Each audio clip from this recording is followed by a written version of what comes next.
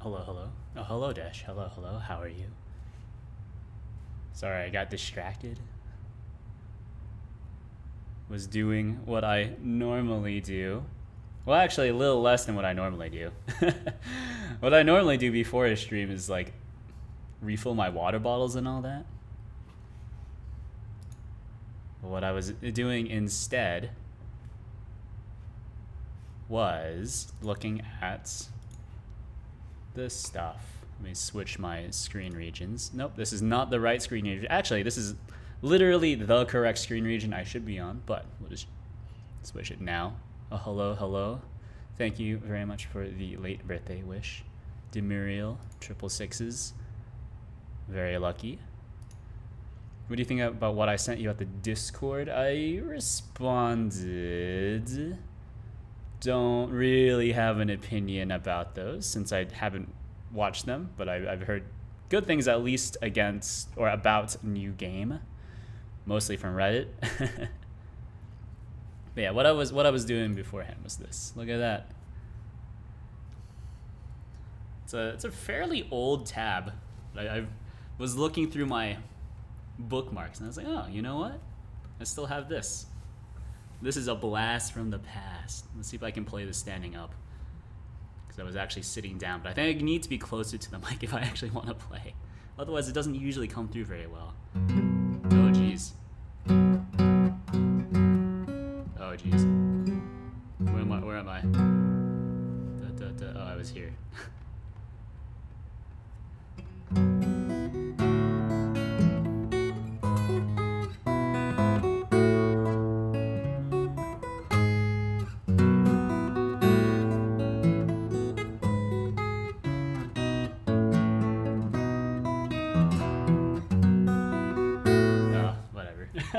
There's enough muscle memory there to get through most of it.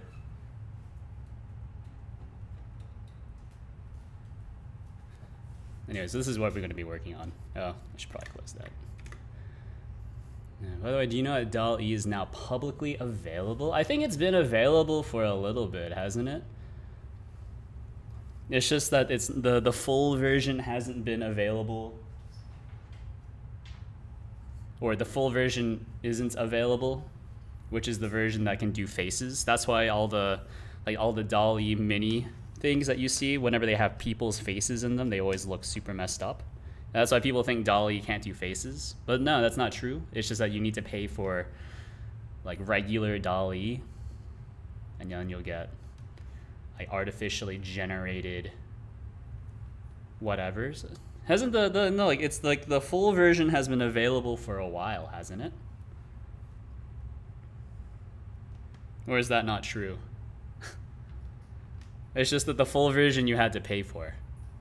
Are you saying that it's like the full version is now available for free? Is that what you're saying? Right, so who's Demuriel? And how do you know it's my birthday? Let me see.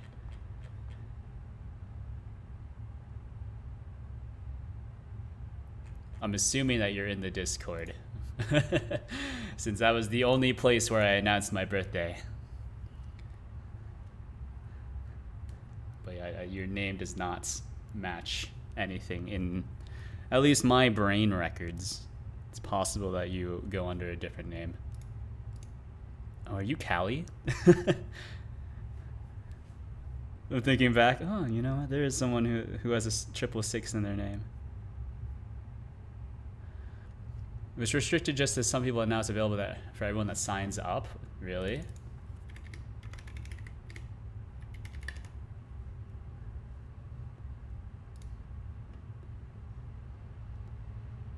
One of these. Hasn't this always been available if you wanted to pay for it though? I guess I'm not understanding.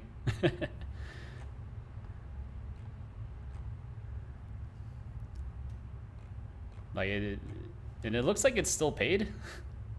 Maybe I'm misremembering or misunderstanding something. Hold on, I'm still getting my actual stream set up. Finalized. As you can tell, I'm very organized. Let's just start playing this album. Look at this. Little album by a small group called Explosions in the Sky. Actually, they're not that small. They're big enough that they caused a little kerfuffle after the... I'm not actually sure. When were they popular? Explosions in the Sky? About 2003-ish. Yeah. So not quite after 9/11 in the US, but I know it did start a little small, little something. Because if you ever wore a t-shirt with the band's name on it, Explosions in the Sky, was grounds for, like, crucifying you. Yeah, so where I left off last Thursday, I think it was, I was trying to get some sort of export stuff to work. You can post links in chat, unless that's one of the chat rules I've inadvertently set. How do you look at chat rules? Anyways, I think my chat rules are basically just be cool. Yeah. Now available in beta. B-bomb. Hasn't this been available?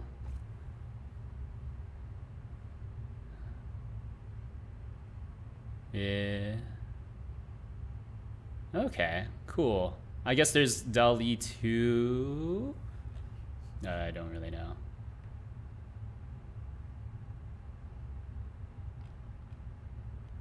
Maybe I was misunderstanding. That's neat. I'd have no interest in it though. This seems neat. I think it's cool as like an idea generation kind of thing. But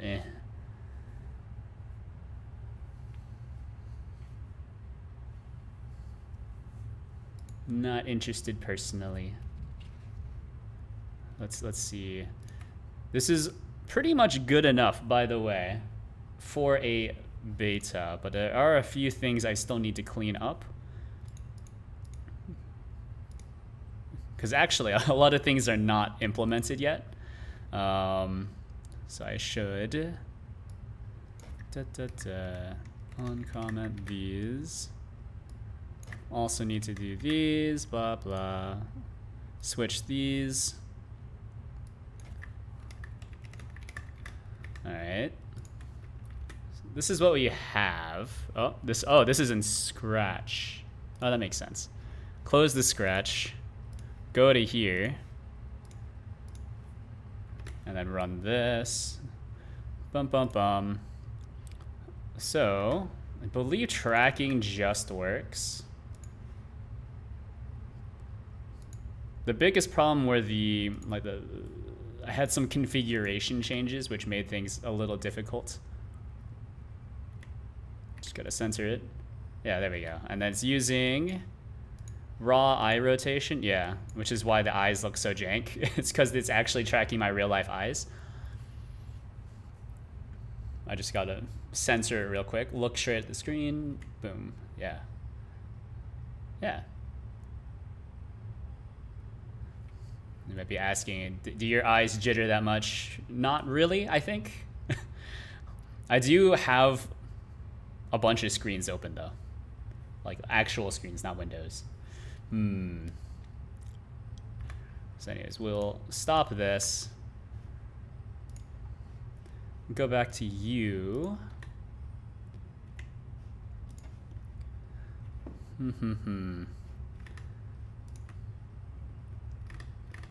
So here's something I was working on a little before the stream, before I got distracted.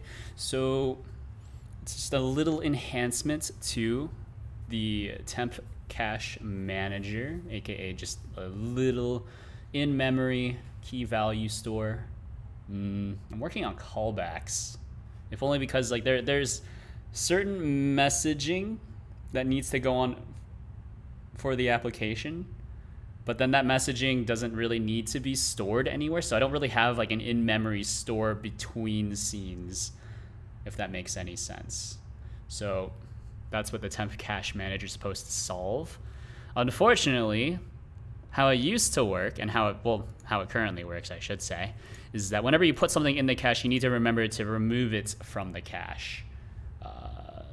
So I was poking at something. So whenever you push a new value to the cache, it then gives you a cleanup builder. So it's a builder pattern. So the API would look like this. So cleanup on signal or cleanup on pull. So you either push or pull values from the cache. So cleanup on signal, that's pretty easy. You pass in whatever object contains the signal. So in this case, it would be self, and then self has a tree exiting signal. So this is the runner. Runner is a node. Well, runner trait is a node. And so whenever we are switching scenes, it will always emit a tree exiting signal when we indicate that we want to switch the scene. So doing it this way with the builder pattern would hopefully just have it like this. So this signal lives for until this signal is fired, basically, as opposed to having to manually track. Basically just manually track the signal, right? Or track the key value pair. Or for example here, where we have cleanup on pull. So basically it's a read once and then we delete it immediately. Something like that. I think that's a good pattern. Only problem is that that's not how signals work in Godot. So I gotta think about this.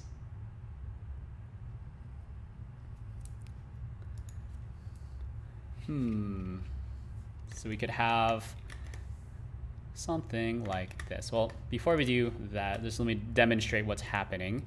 So whenever we switch the scene, we load in, beautiful, and then we run into a few errors. I don't believe, I'm not actually able to catch standard out for whatever reason. Or I guess print error doesn't actually go to standard out. Well, no, it does, but I'm not able to catch it for some reason. That's one of the oddities, because I did mod, or not modify, I modified Godot. So I can intercept standard out and standard error. But maybe it just doesn't work on Windows like that. But I have these errors, not this one. This one. So we have a few errors. Signal pulled is already connected to given method on cleanup in that object. This is true, which is tough, which means I now need to change how this works, because I can't just pass in these values. I need to separately track which values need to be cleaned up, or which values are connected to which objects, which can be a little tough.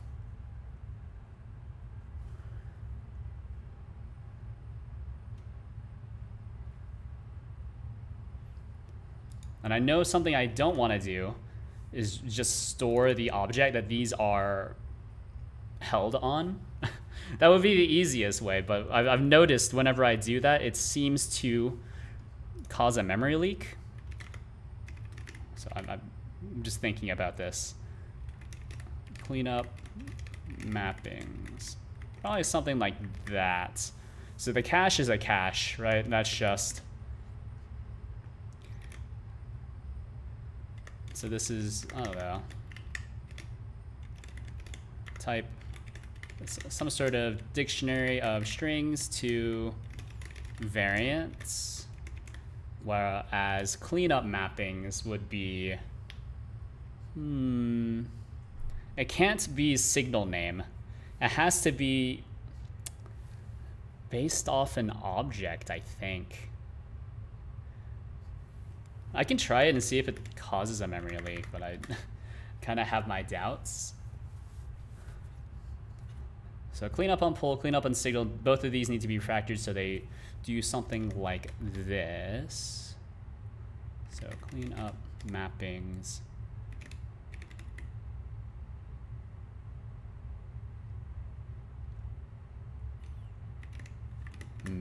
If not, cleanup mappings has object. Because we can use the object as the key.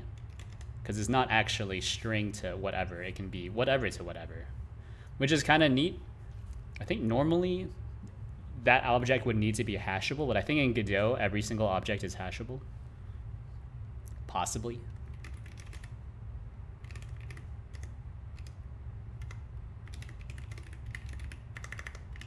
What am I doing? Has object. Identifier. Oh, okay. Well, that's a little tough. Because this is a builder, and we cannot pass in the TCM.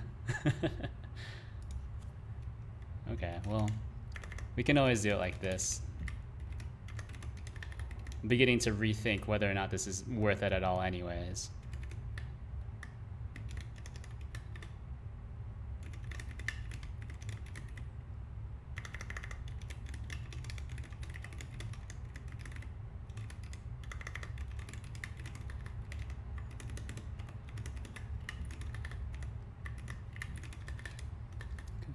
Because very logically, this inner class doesn't know anything about its outer class. Yep. Which means this is tough. Which means that this is very tough.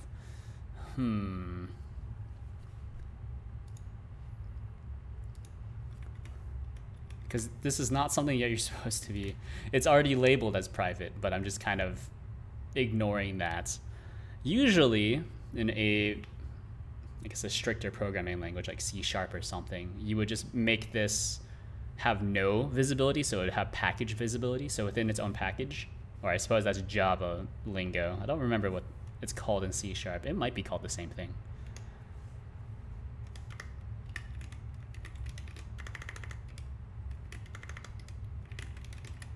Clean up mappings, object.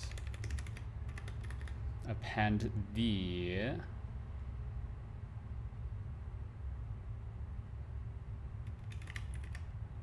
watched key, something like that, and then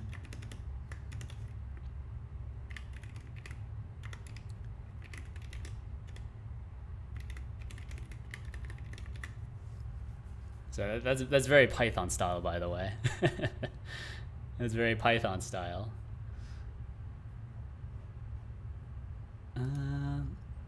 Because Python does something weird with how they pass around values. I remember reading that once, and I put a lot of things together, but I haven't quite internalized it, right? So whenever you assign a new variable, I think in Python it creates a new variable, but if you were just to do something like this, right, you're not assigning a new variable, you're just modifying an existing one, then it's by reference. But if you assign a new variable, it's kind of by value, kind of, from something like that. That might be incorrect. All I know is that it's very strange.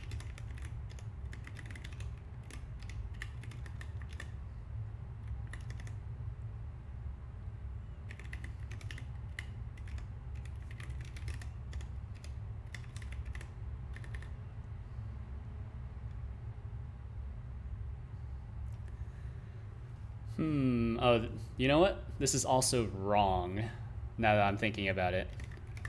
Because you can clean up on multiple signals on an object, which means that this needs to be a dictionary. Oh, good.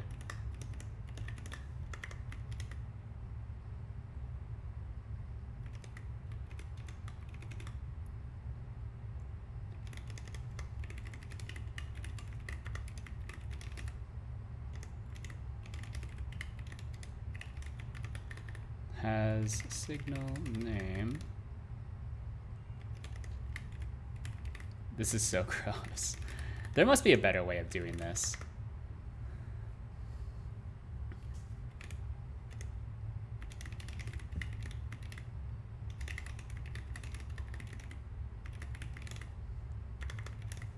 Something like that.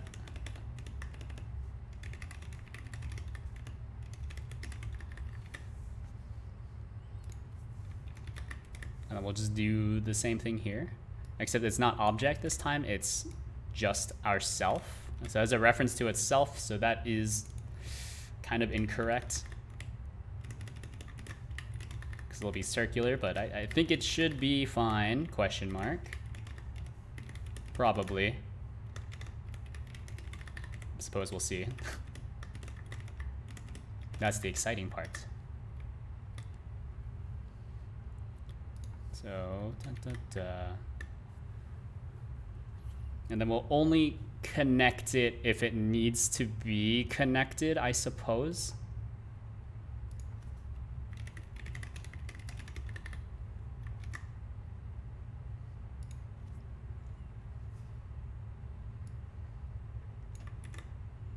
Otherwise, we'll just leave them connected for all eternity.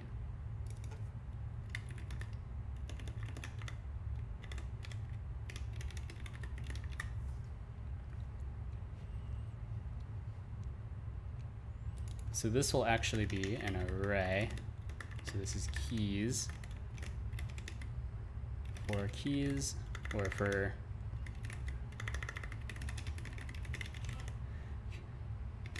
erase, key name, something like that.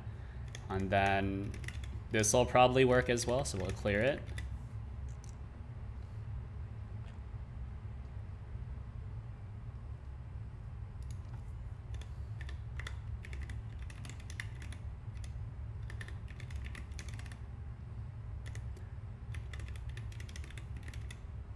Target.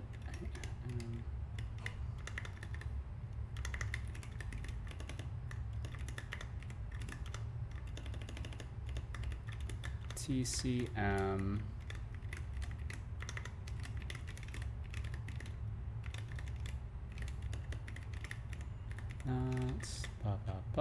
That should be okay. This one will be pretty much the same thing. The only difference is the object that's being connected to it.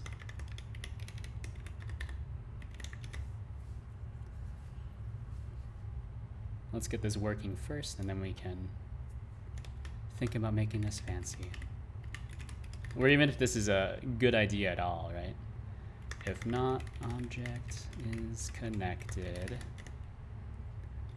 to signal name TCM on cleanup.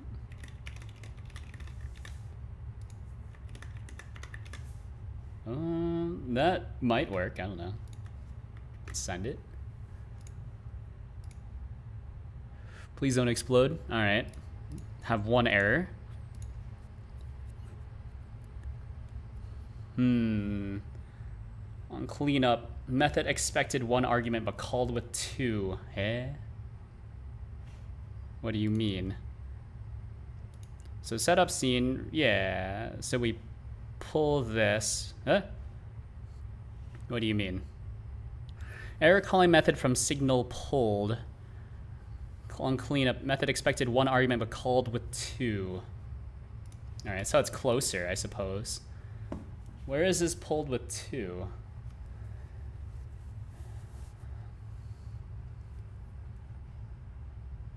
Oh, I see. Yeah. Okay. I need to wrap that in its own array. This is one of the, I guess, many small things in Godot that's kind of weird. Because of how GDScript works, GDScript, everything is passed by value, even if it's passed by reference. A bit weird. So some things are passed by reference, but within GDScript, like how GDScript is implemented, everything's passed by value, or at least everything is copied, which of course is what passed by value means. A bit painful. Had to learn that the hard way. All right. So, method expected, yep. Did I not save this? So these are all wrapped in an array. Right. Yeah, I mean, that's right.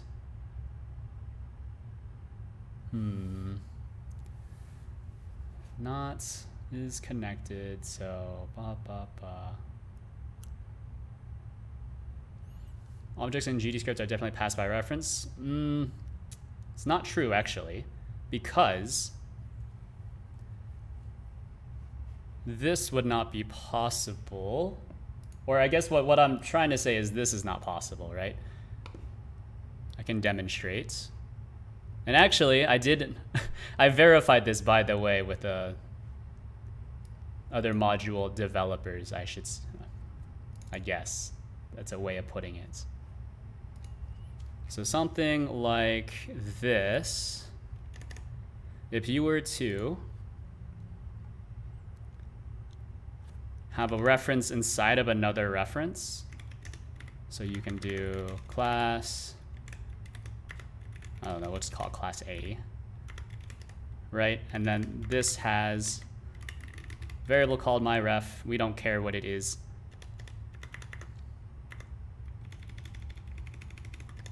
And then class B. So these are all references, by the way. I don't know. Hello. And then you have a function. This is taking a lot of setup. It might be easier just to show you. But basically, what I was trying to do when I was writing a Godot module is this. Boom, boom, boom. Result. Yeah. So here we have a Godot module. All it does is it wraps things in a result so that you'll never have a null pointer, at least for some functions. That's the idea behind it, right? Because null values are a huge mistake. So one of the problems here is that when you receive a result, right? So I have a result. Let me open up result H. Yep. So we have either a safe error that's contained within the results or the actual variant that it's carrying. So, and then this is a reference. However, when you are trying to normalize the result, basically this, like safely wrap, but that's not actually how it used to be implemented. What it used to be was results would always just give you either the variant it contained or an error. However, when you try to normalize it, it doesn't work, because if the variant it's carrying is a reference, and you run it through another function, you cannot set this variant to another reference, because you're not passing it by reference, you're passing it by value in GDScript. Because they're passed by value, you cannot actually change the reference that's contained within the class.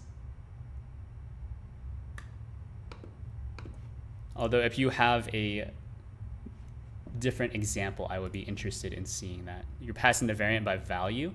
Well, no, the result contains a variant. We don't know what the variant is, right? But no, the idea was that you would have a result, you can normalize the result,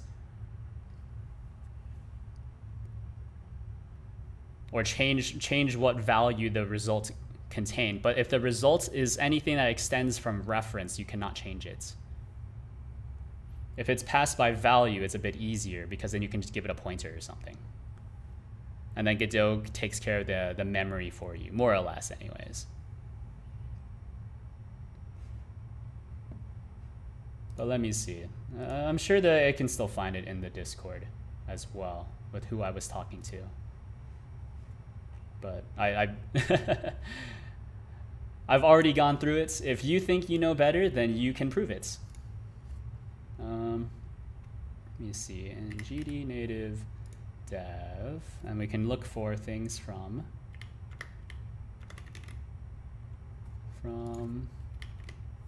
me.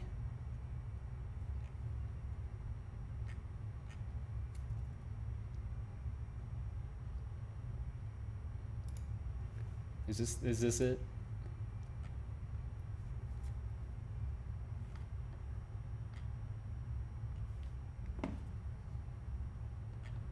Yeah. Something like this. Hold on. It went away. Where was it?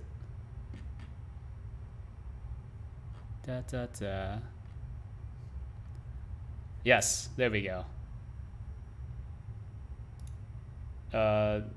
Message link, suck it, basically. I've tried it.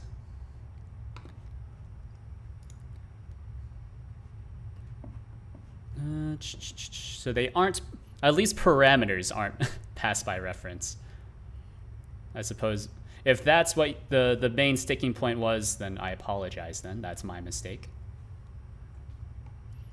But parameters in Godot are not passed by reference. They are passed by value, and if they happen to be a reference, then they'll contain a pointer to the same set of data, but you still cannot change the value that the pointer's pointing at for whatever reason. It copies the pointer, something like that. I don't quite understand the implementation myself, but it's not passed by reference. Although some things are definitely passed by reference, but it's a bit weird. Let me see. Error calling method from signal. Method expected, one argument. So it's pull. That makes sense. Maybe I just need to refresh you because sometimes that happens.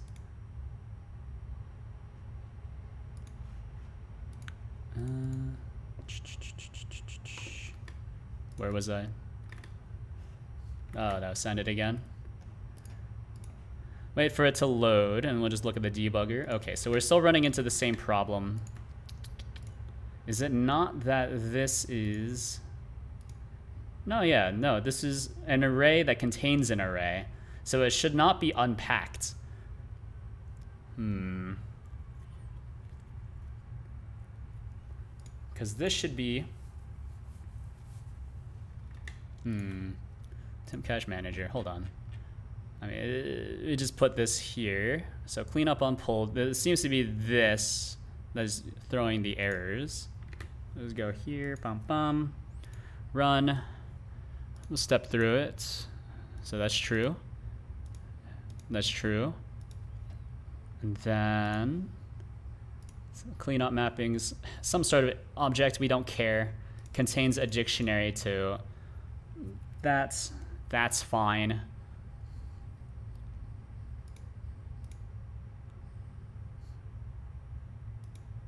Yeah.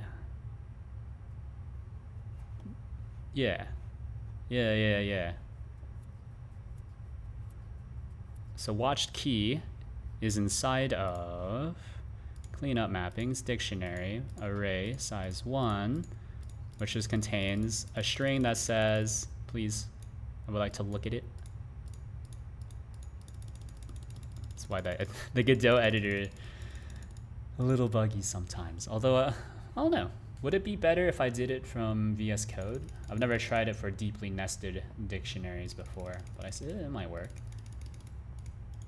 I would like to look at it though. I'd like to look at it. All right. Anyways, that's fine. That makes sense to me.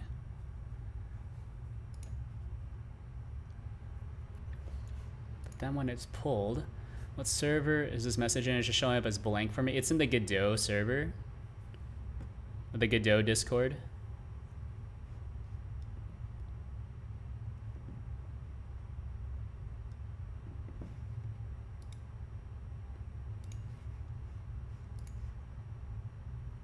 So you suppose you will need to be part of that first if you want to look at any of that stuff, I suppose.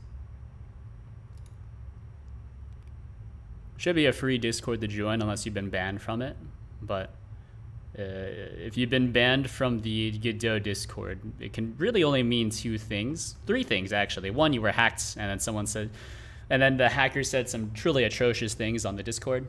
2, you said some truly atrocious things on the Discord. Or 3, I don't know. I guess that's really only 2, huh?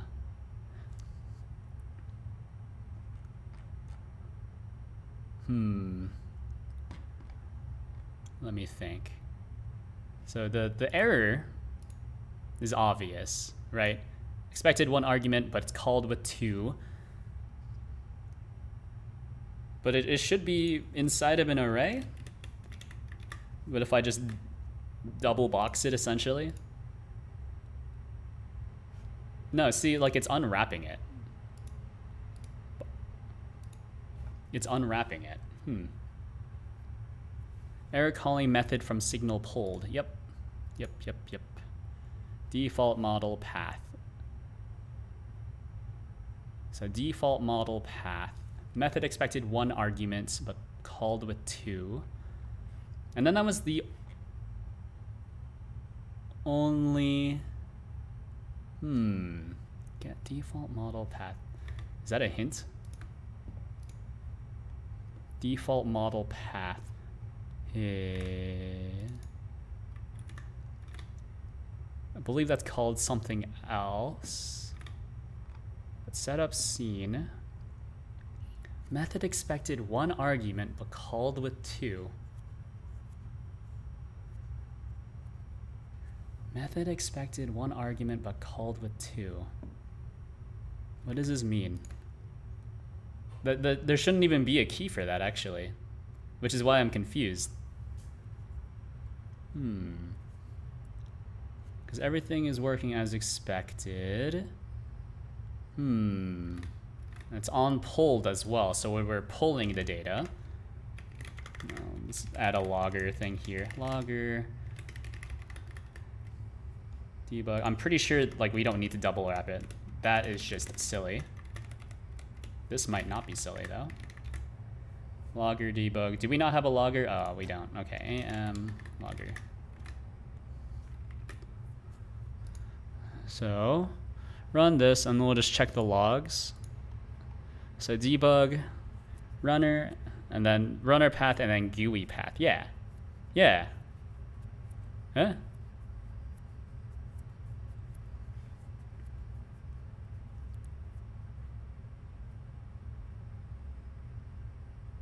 Oh, I get it.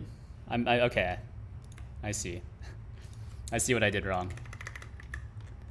It's this part. I should not be omitting the key that we're pulling. Although we should. That's tough. Okay.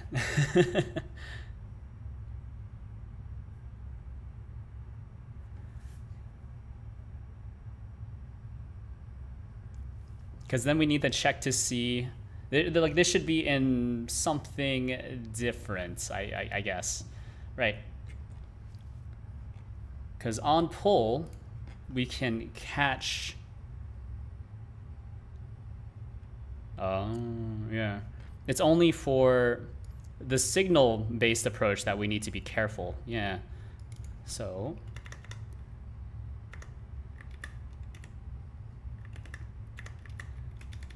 We do need to do this. Match type of my least favorite pattern in Godot. But if it's type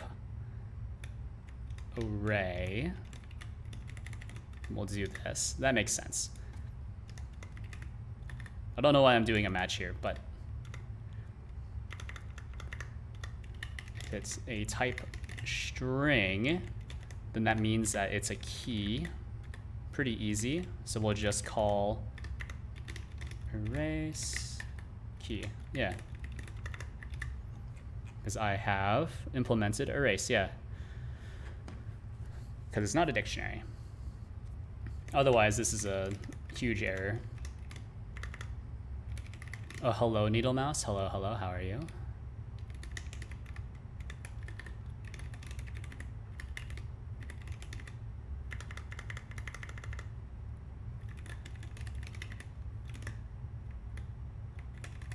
cannot clean up key this thing. Key. Good, trying to make a game in Godot. Nice, nice. Are you winning, son?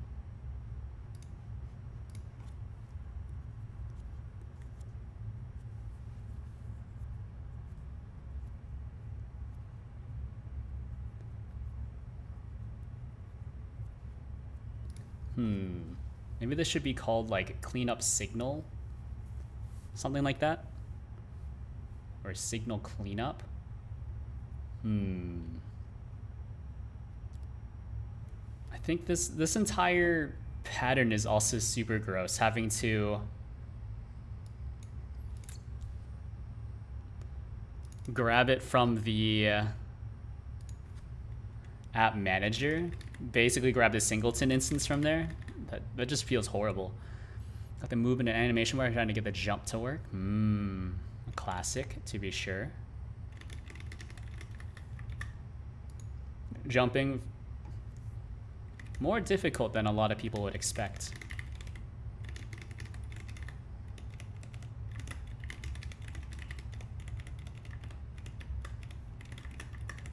But, you know, you can do it and all that.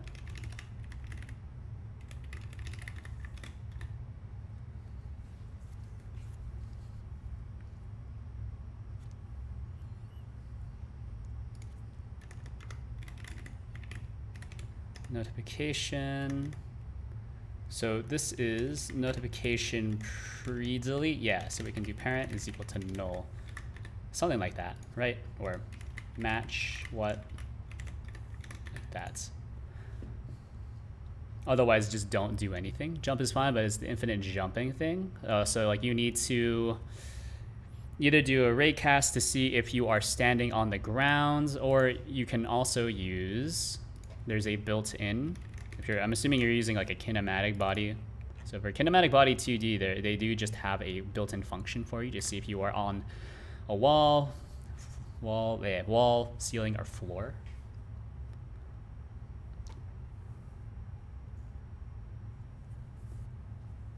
So that's pretty nice, in my opinion.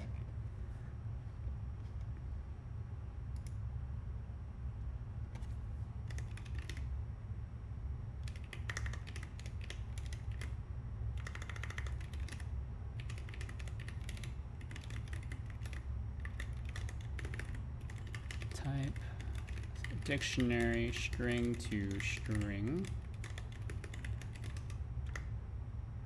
Or actually, no, it should just be, I guess this is more of an array, huh? An array of strings. Keys that should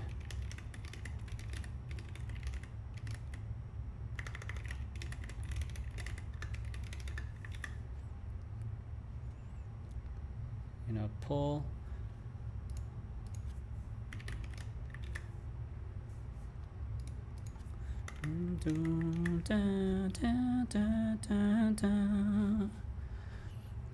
All right. Wait, how do you get the wiki thing in Godot? It's this. So under scripts, you can go into search help, and then you can look at help stuff, I guess. Or you can always just do control click on pretty much anything, and then it should just bring you straight to the page. So search help is nice if you kind of know what it's called, or you can just click on whatever you're extending to go straight to the thingamajig. So control clicking is what you're usually going to be doing if you're not as familiar. But once you become more familiar, then you'll kind of just know what things are called, more or less.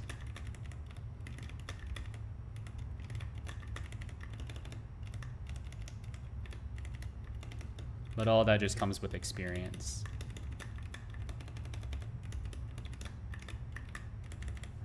All right, let's see. Bum, bum, bum.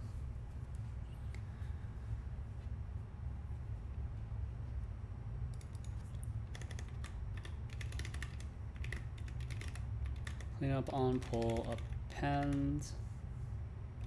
watched key. So you can have 2 types here. And if this doesn't work, then I'm just going to abandon the entire idea. Then you'll just have to manually clean stuff up yourself, which is fine with me. And so then cleanup builder, new, something like that. So clean up on pull. So we'll push it to there. Otherwise, if it's type string, if key in cleanup on pull, so erase, and then also it clean up on pull, erase key. Yeah, that's fine. Just hit it with a double erasure.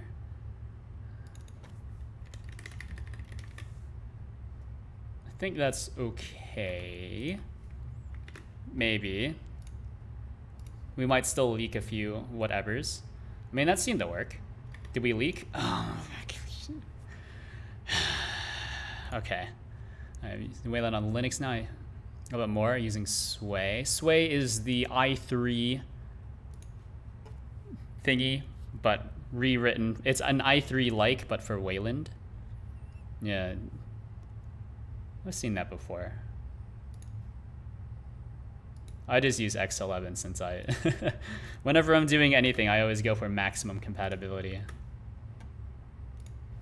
All right, so we close this. Okay. Resource still in use. So it's, yeah, temp cache manager. Leaked instance, yep. Temp cache manager, yep.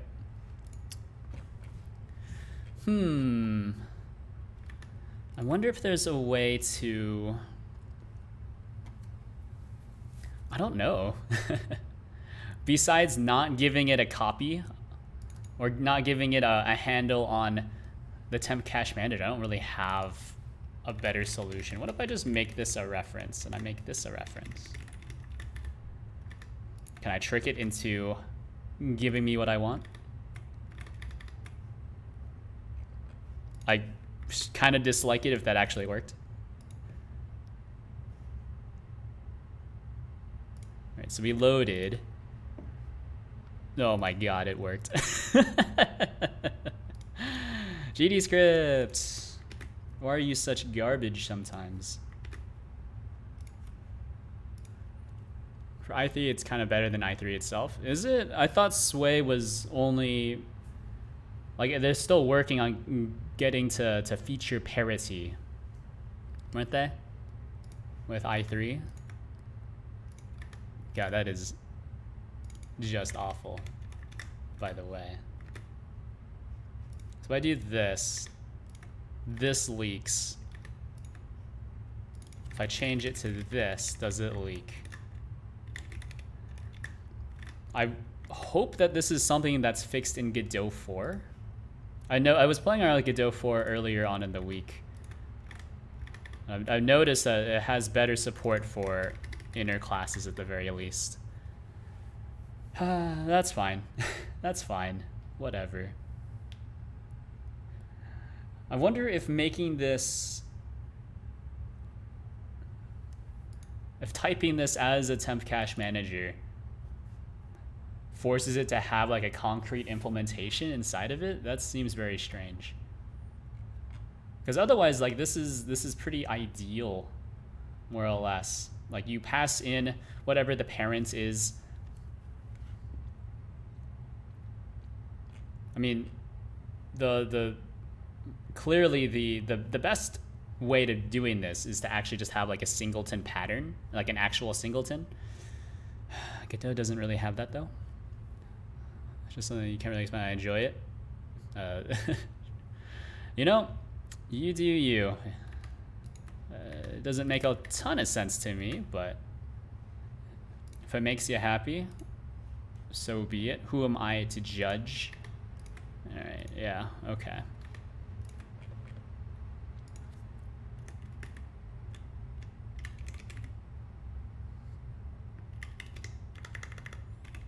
A proper type here causes a memory leak, I think.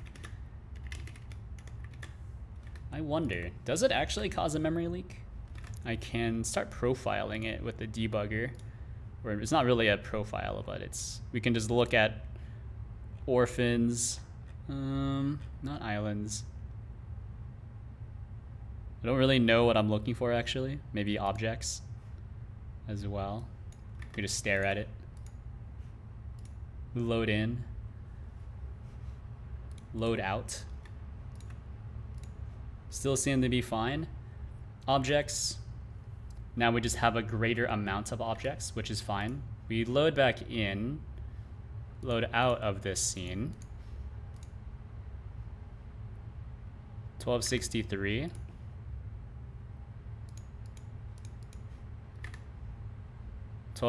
Yeah, so there's no orphan nodes, but then once we kill this, it says that we leaked some objects. I wonder if that's not true though. Maybe that's just a...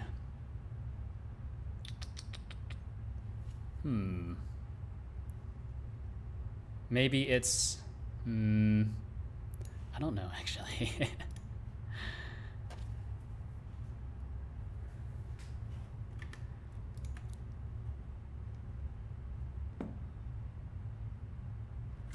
Because this clearly bumps the reference count, right? Or maybe I can unbump the reference count. So what if you were to do parents, well, decrements, sure. Just try, so I want to save in Godot, I always do right quit. You gotta unlearn it. Young grasshopper, go back to good old Control S. Wonder if this will break stuff. Yep. Yep, definitely broke something. What if we do parents unreference? Something like that. And then maybe it'll be fine. So we load in, nope. Anytime you call parent unreference. So the ref count is the same, but it's, the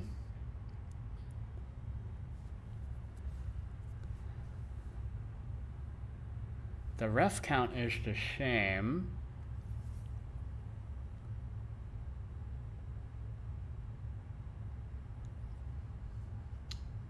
Yeah, I don't really have an answer, yeah. Other than maybe it's just this thing that's causing it to break.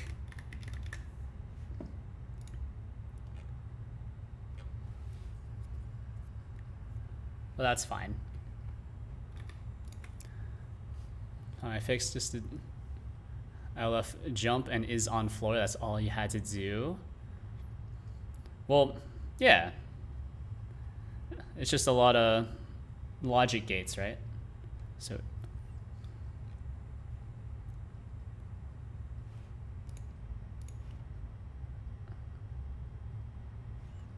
all right. So we go into here. No leaks, we are able to go into this no problem, or we can even load in a different model. So let's load in the duck, yep. We can exit, load back into the default model. Yeah, okay, cool. No leaks, no leaks.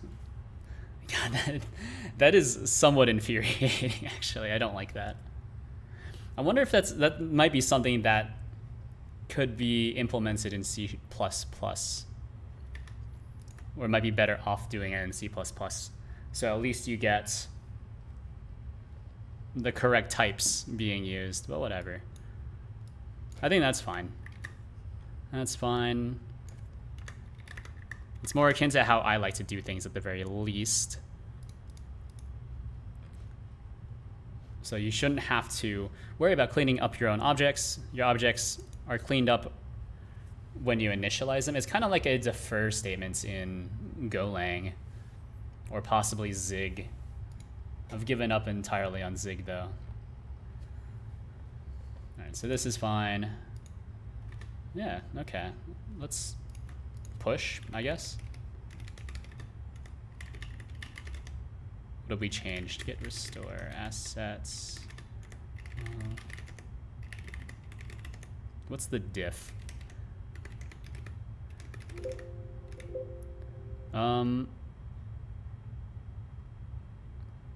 Okay, that's fine. Line feed is different. Export configuration is slightly different as well. I'm not sure what's going on there. More export stuff. Yeah. Okay, so we have some interpolation stuff. Model to load. Oh, okay. Default runner at around 174. Yeah, okay, so we erase it. So model to load should honestly kind of be a delete on pull. So we can do that. Let's see, AM.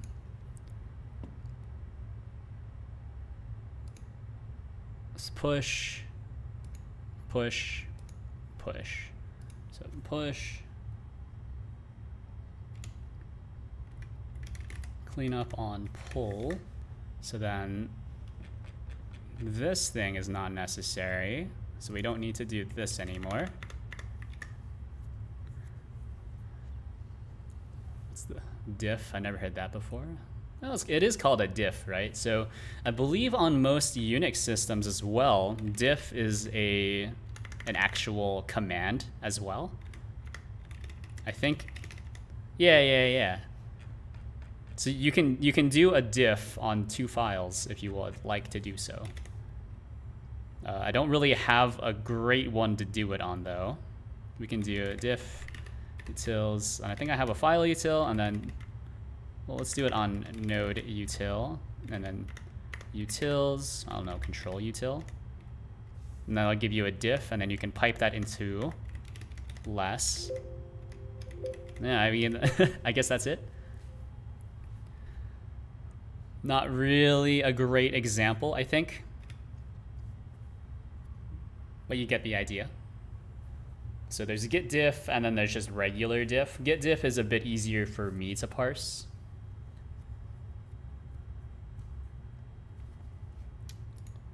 I thought you meant what's the difference, but difference is just shortened. No, that would be very strange to say in real life. That might be just like a programmer thing though. That might make sense.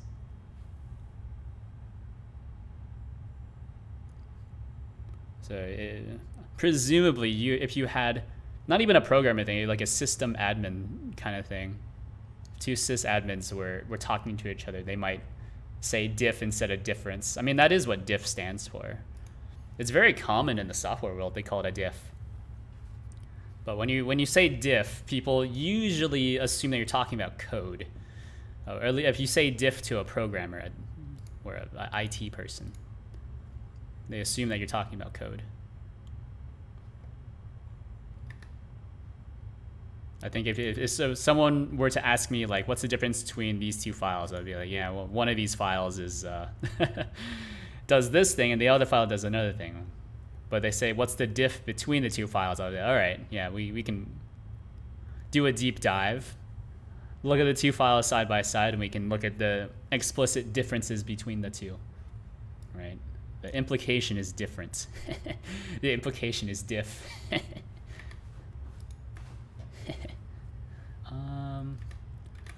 I think that's fine, by the way. Yeah. Seems okay. Export presets might be a bit scuffed.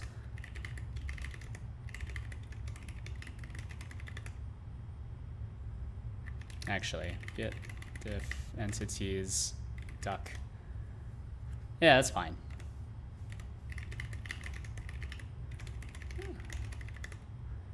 Change export presets for Linux.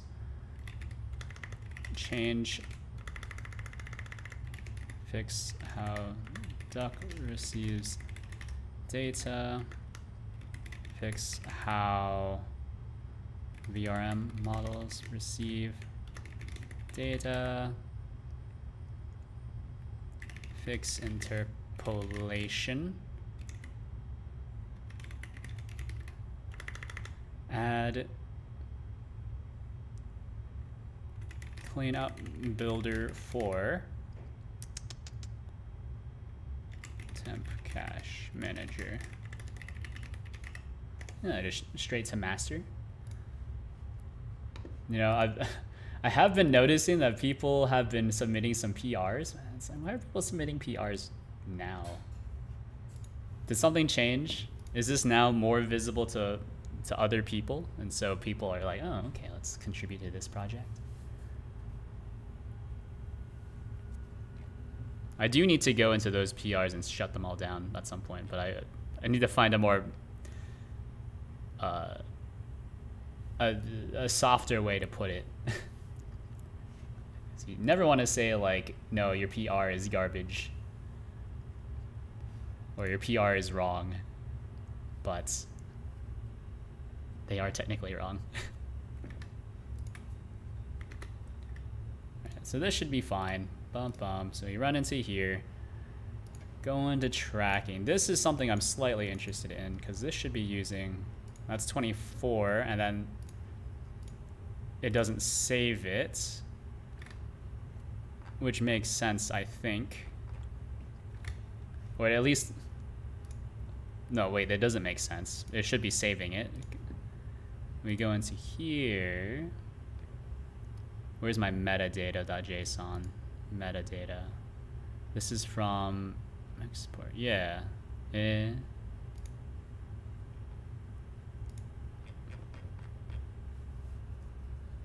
So it's not saving then.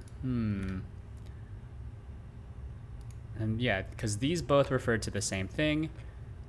Ignore this. This is not useful.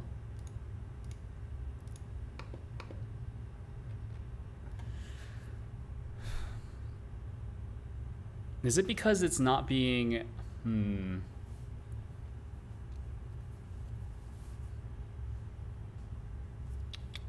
I thought I had this covered in tests. Do all my tests still pass? Yeah, my tests should all still pass. Yeah, and we have a lot more errors now because now we have unwrap errors, which is good. Because we are unwrapping and then it doesn't actually find the path, which is good. Let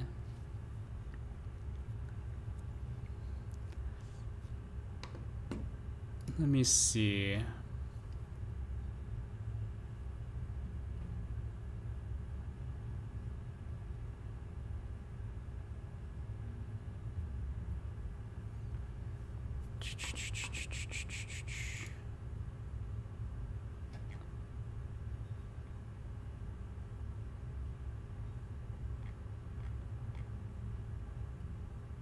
Wait a minute.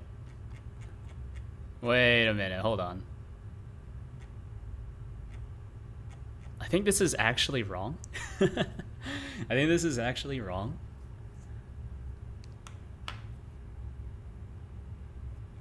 And I'm just not catching it for some reason. Hold on.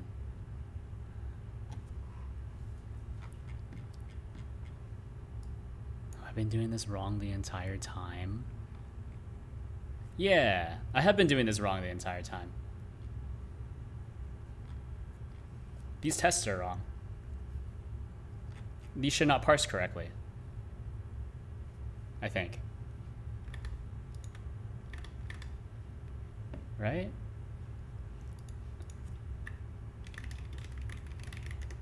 I've just never noticed this. So you parse a dictionary.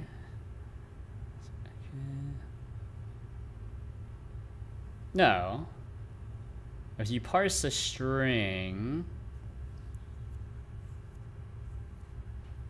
Okay, so it's something in the configuration here. So this is actually, this is how the configuration should look. Right?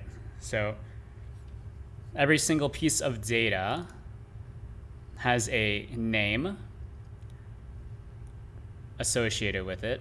And then we don't repeat the name, although we could. And it has a type associated with it. So config name, this is type 4, which is a string. So this is what the enum actually goes back to. And then the value is you know, value of the config name, right? That's easy. So I think I've made a grievous error here, because I don't think these are... I mean, they are parsing, though, which is boggling my mind. Because parse string, and then here, parse dictionary.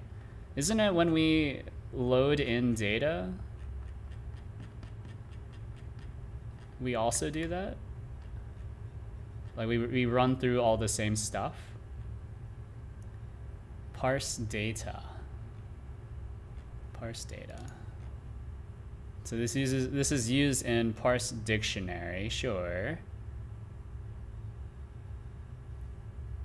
For key in data whatevers, keys.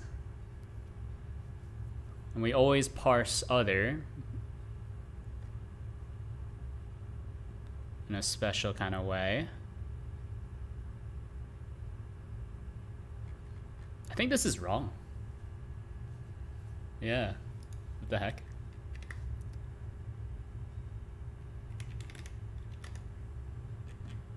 Does this have any special... Yeah, so we need to marshal it, yeah.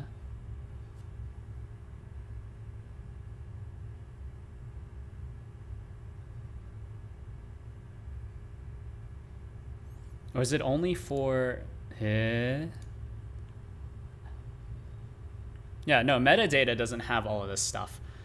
But how have I been reading this stuff? So we are parsing the dictionary correctly, parse dictionary.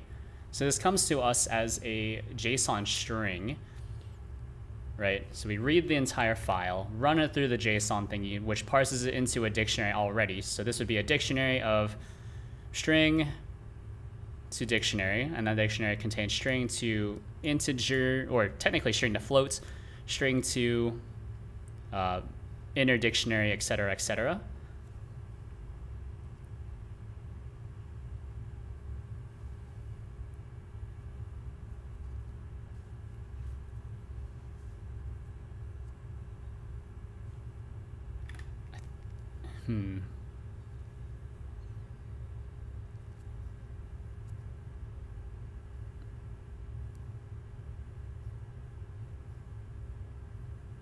Unmarshal data. Did I cover this though? Test model config. Yeah.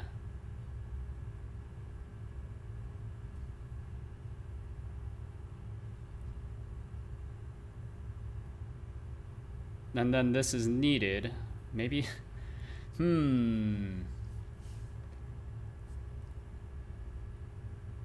Yeah, so if we parse this, right? Good string, yeah, is okay.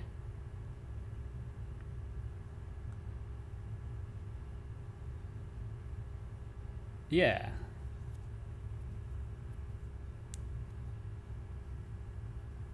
Yeah.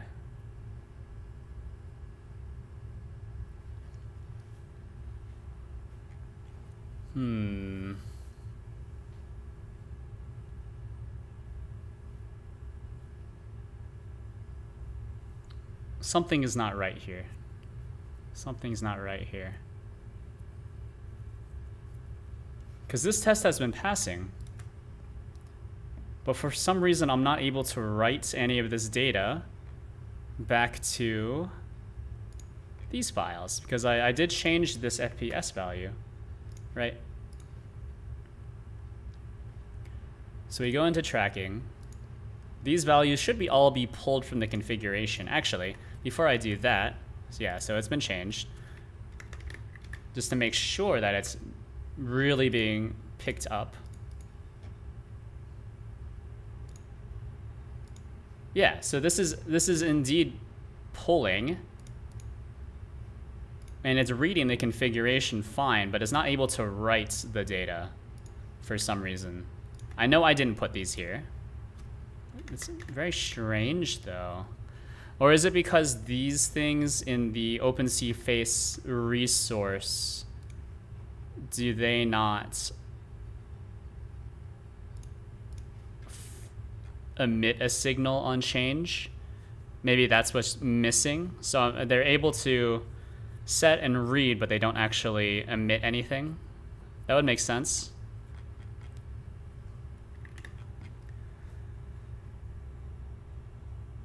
Let me see. Da, da, da. I was kind of hoping it would censor it a bit more.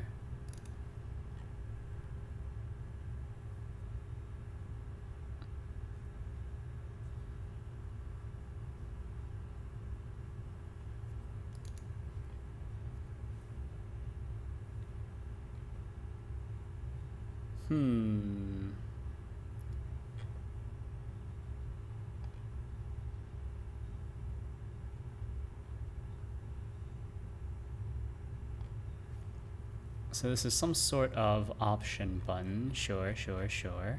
Tracker FPS. This should be grabbing this. Okay. Let's see. This might not work out since I'm actually loading this from a file. So I might not be able to step through it. We'll see if Godot is smart enough to figure it out. My money's on no. It's not its fault. I'm curious though. Yep, okay, so I was not able to attach a debugger.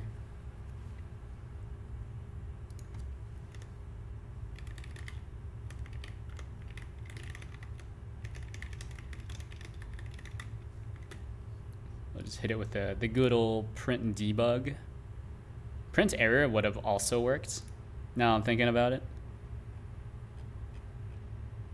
Oh, okay. So it just didn't print at all? That's cool. That's neat. Yeah, what the heck? What the heck? Tracker FPS, where is this used? Or did I not save this? It happens sometimes. Or maybe it's just not printing at all. Hit me with the print error, so at least we'll see an error message, just in case it does show up. So tracking, yeah, okay, there it is, 12, which is correct. So maybe I'm just not writing the data anymore. Yeah. Oh yeah, you know what? I didn't hook any of these up. That makes sense. That makes sense.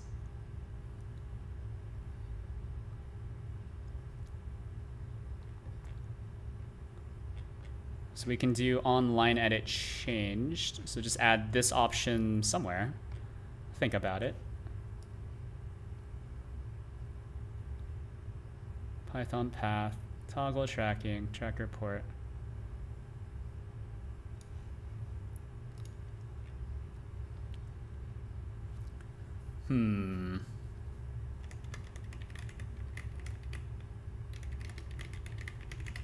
What am I doing this in Godot as IDE, by the way? I don't know why I was doing that. Tracking GUI descriptors, so we just need to have this open and this open at the same time. Just so I don't get lost.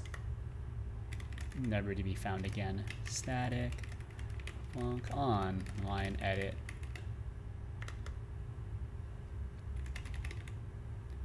Changed. So on text changed, I guess.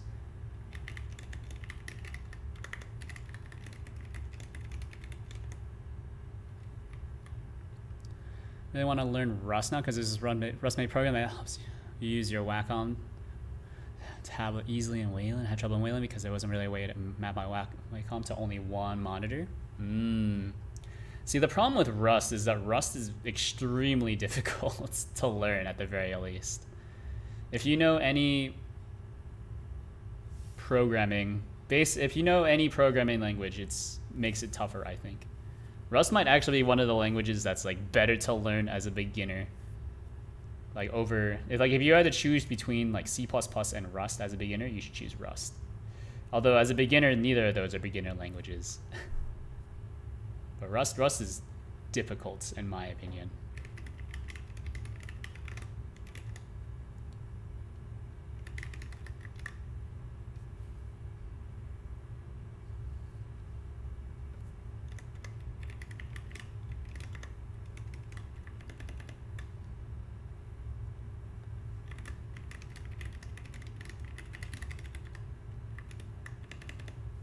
Well, on line edit number changed if text. We'll call it int. Or no, we can just have a flag here. Is int false or Boolean false. Yeah. But Rust is nice once you I guess figure it out.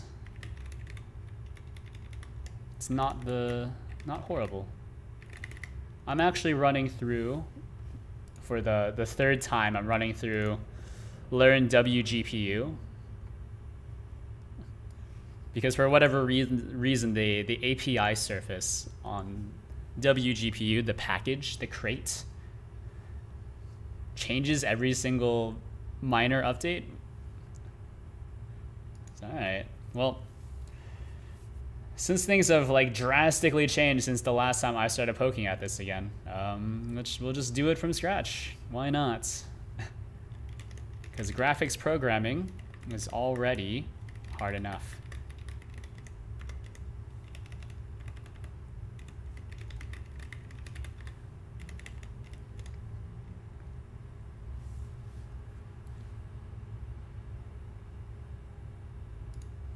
Is int, and then this should be some sort of key.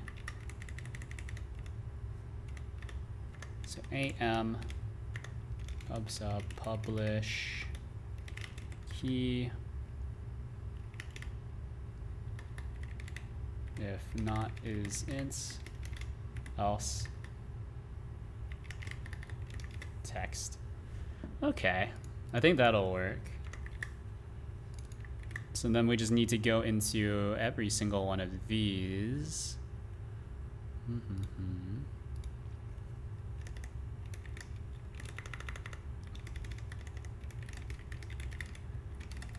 Connect, and I think it's text changed.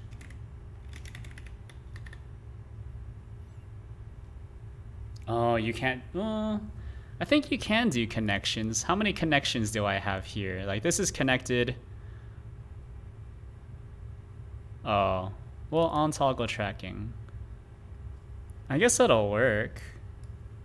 Maybe.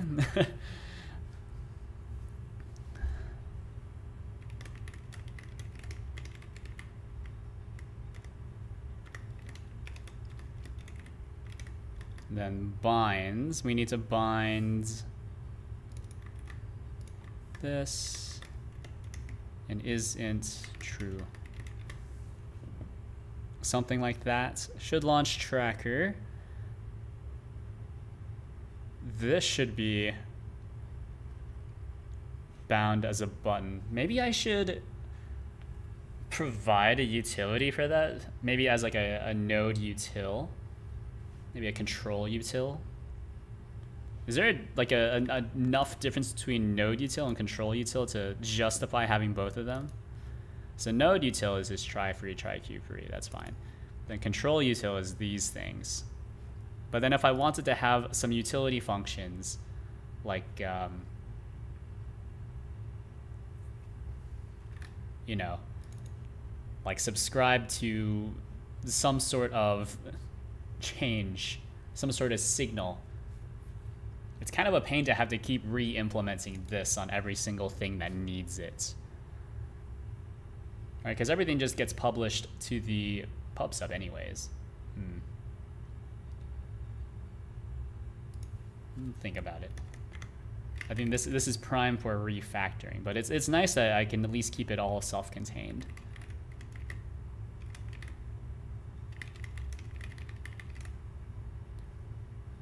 On button toggled. So you'll have the state of the button, then you'll have the associated key, and that's it. Yeah. Pub sub publish key and the state. Yeah. So it should launch tracker r connect toggled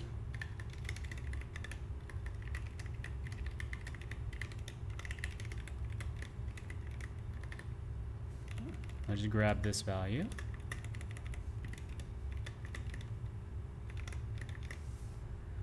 Okay.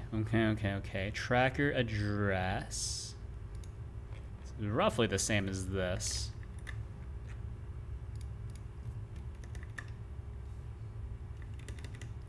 Except open cface address, and it's not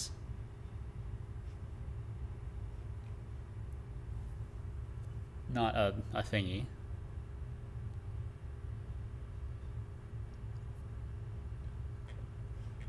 It's a little confusing all by itself, so let's add some consts, I suppose.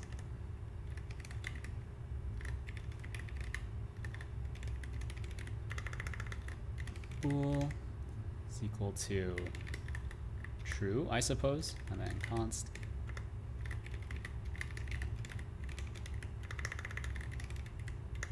Can't type today.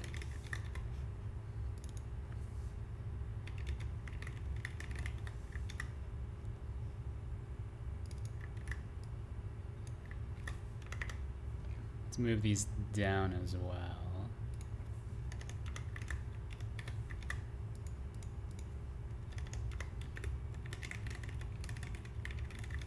Connections.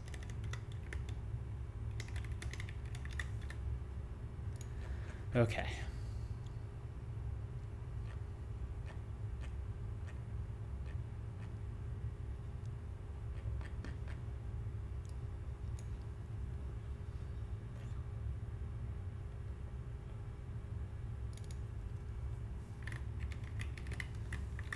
Is int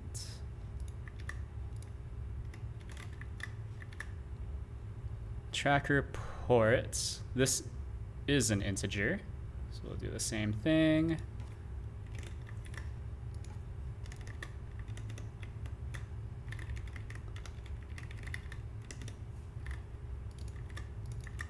There's your port. Toggle tracking. That's its own thing. Python path.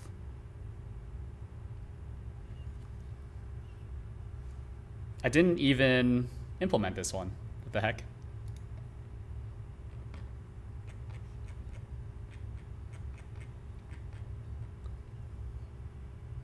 Oh, and camera select also needs to have a value associated with it.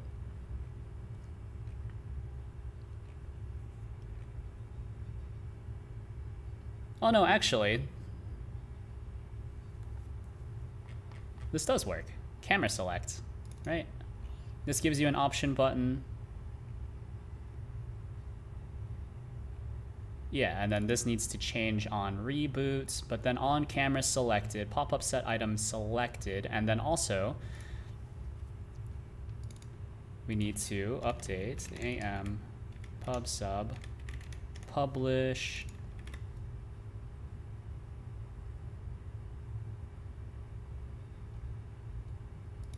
the index, I think. So IDX. And then we can also do am pub sub publish the camera. Yeah, okay. There's just a few things that I was missing. I remember someone submitted a PR trying to fix this, but their PR was very complicated. That's it.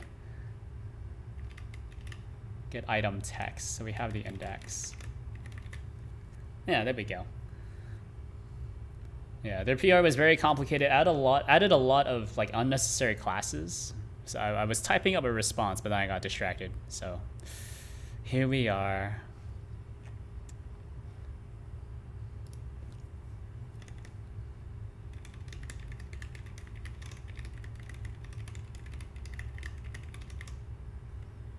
So get data. So we're looking for open, see, face. Didn't I change this to use constants? I did. Why am I not using these constants? Am I some sort of psycho? Open, see, face, Python path. If you want to use a custom Python path.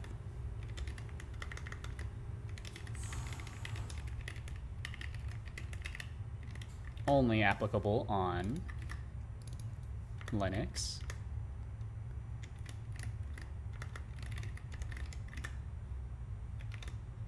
Something like that. Well, actually there should be config keys. Like so. Give that a save. Go over here, give that a save. Okay. Gotta sneeze as well. I also need to go through every single one of these. And replace these hard-coded values with the constant values. So I know I've been told that this is very strange, but I do enjoy using the string representation of enums. I think that's just a holdover from my Java days. Type of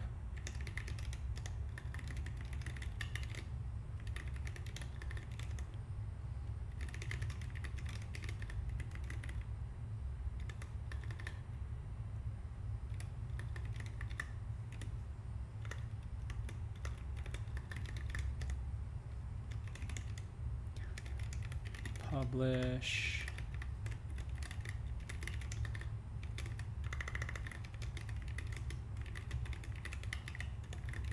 Yeah, so I'll publish the Python path with the initial value. There we go. And then now all we need to do is hook it up. The easy parts, because I can just grab this.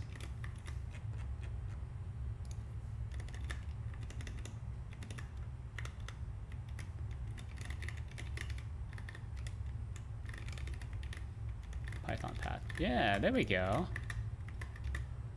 Look at that. So then this is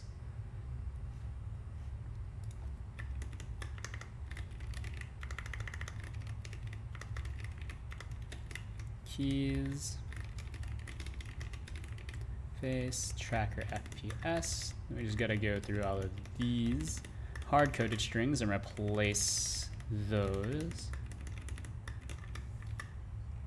Gotta love it. Easy wins. Or quick wins, as some may say. Oh my god, I can't type.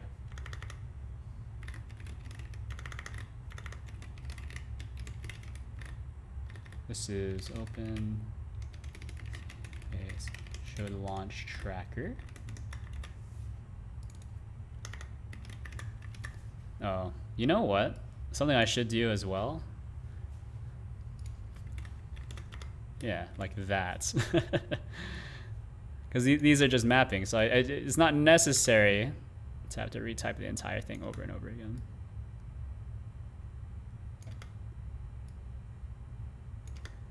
Because they're automatically, look at that. It's just cleaner that way. Let's go through all of these. So there should be Python path. Already handled. This should be should launch tracker.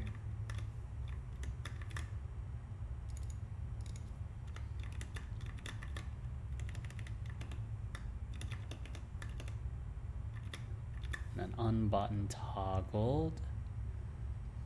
This one is config keys address.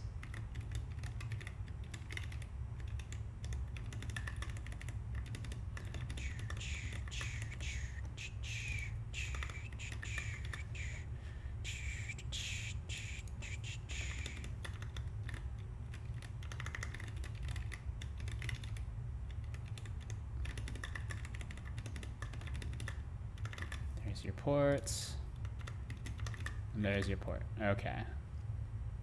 Dun dun dun. Doesn't need anything, doesn't need anything. I think this is okay. Yeah, so we can go into here. Go to tracking. Just one error. Invalid get index at 193. That makes sense. 193. Oh, yeah. Tracker FPS. Okay.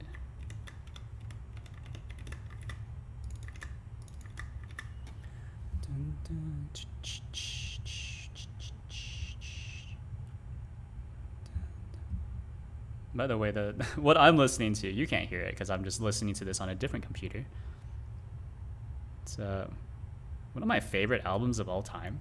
Even though it's not actually that long. Actually, holy crap, it's really long. There's only 5 songs on the album, but it's 45.5 minutes long. That's crazy. I've never really thought about how long it was. I thought it was only like 25 minutes long. By renowned, I think it's like an art rock band. That's the correct terminology for it. I used to call it more of a post-rock kind of band, but I guess the terminology has changed to call it an art rock kind of band. Yeah, the explosions in the sky. The earth is not a cold, dead place. That got me through a lot of years. Most of my years, actually, of university.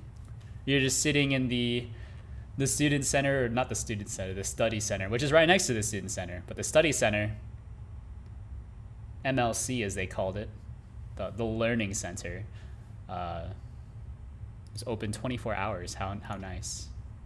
Just sit down at a table, plug in some headphones, and just go to town on studying. And by studying, I mean just like rote memorization, because there's not too much else you can do about it. All right, so we go there, go back to here. All right, cool. So now we're able to change it. That's good. And then it's also possible to wiggle all of these values around. All right, cool. No leakage, oh baby. Yeah, I think that feels pretty good. That's another fix. Oh, hold on.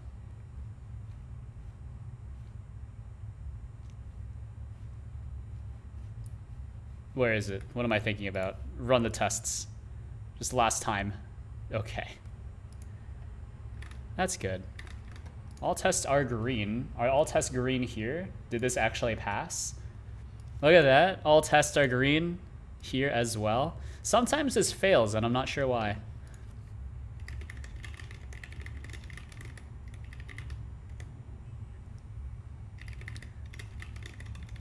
Restore assets, VRM models. So now the only things that have changed are these things. That's fine. I suppose here's a question that I've never really seen anyone do like consistently is how do people who use Vim, like, we're not even Vim, just people who use the terminal in Linux, how do they like scroll up and down really quickly? Right, because when you're using less, you also just use Vim controls, right? So what I've always done is I just have, you know, oh, what the heck? That's not correct. Get out of here. I have my 2 middle fingers on J and K, and then I just keep my finger over 5, and then I just tab up and down, not tab up and down, scroll up and down in increments of 5. I wonder if there's a better way to do it, because I don't like doing it like this. This feels too slow. As long as I got the movement to your fitting, to your liking.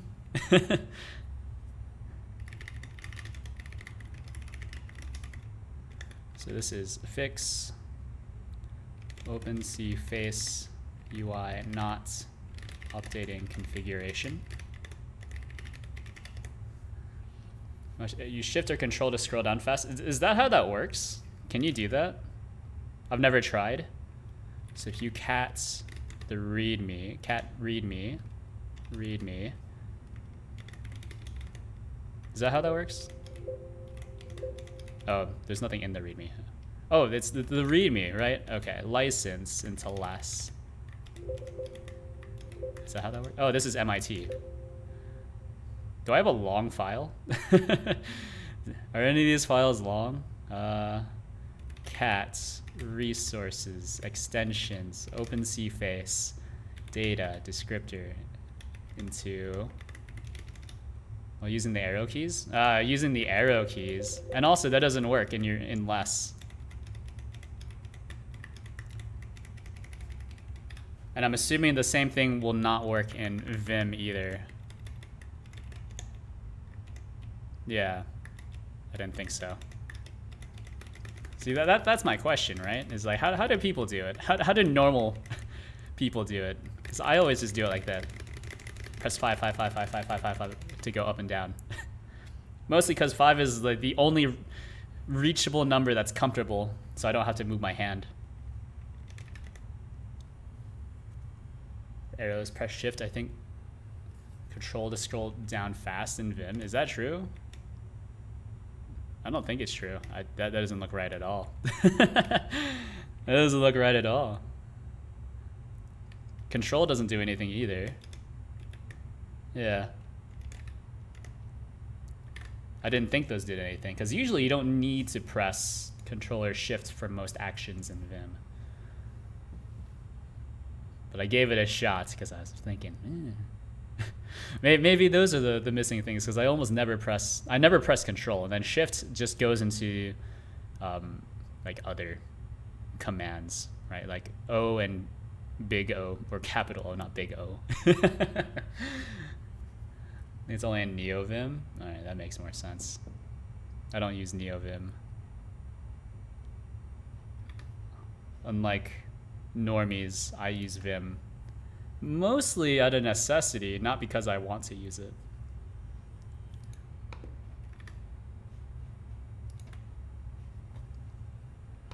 All right, so let's re-export. Let's re-export. Windows, everything is here that should be here, I think. Yep, looks good. Assets, flat hub assets doesn't need to be here. Icons as well. Styles, VRM models. Actually, VRM models doesn't need to be exported. Although I guess it's fine. No, actually, no. Chroma key green, default spatial material. I don't remember what default spatial material is supposed to map back to, or main environment either. Entities, base prop, that makes sense. We don't export that. Everything in model, of course. None of the resources, because resources is meant to be done at runtime. No tests. And then send all the utils. Yeah, okay. Cool. No features. Scripts, that's fine. Embed the pack, sure. And then export. Overwrite me. And then we'll go into ePupper. Go to U. So we can open this up, right? So there were a few random crashes associated with this, and there's also a crash associated where it's not a crash condition, but I don't get any useful logs out of this, which is weird, because now I'm not sure why the model loads in backwards, and I'm also not sure why this happens where you press delete and then the entire thing explodes, because that is not intended. Oh, and I don't have a debug template. That makes sense. Remember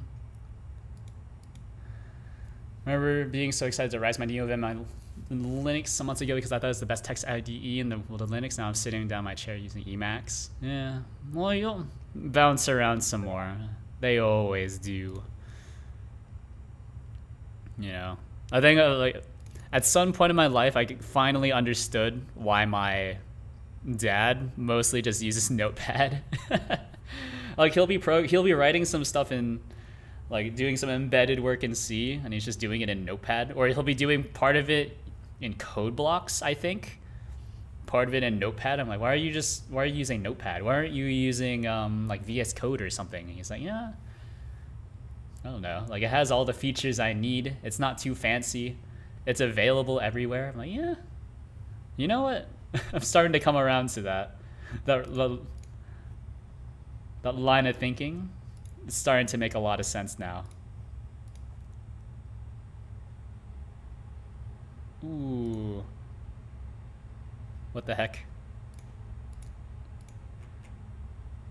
Yeah, what happened? Failed to open. Oh, is it because I'm using that current editor? So I'm not... Because I'm using the editor right now, I'm not able to export it? All right. That makes sense to me, I think. So we grab this. Just copy it over to my Godot release templates thing. So this is... Ooh, don't do that. Skip. Basically, just don't do anything. Undo me.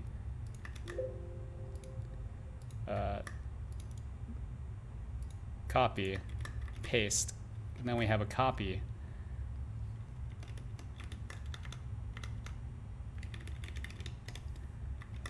Cut. Dev. Yeah. He's the OG.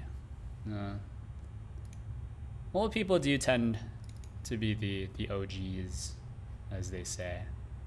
He isn't much of a gangster, but, you know. I guess he did grow up in the hood. Yeah, like I've been back to... Like, he grew up in Hong Kong. Back when it was still like a British protectorate and all that.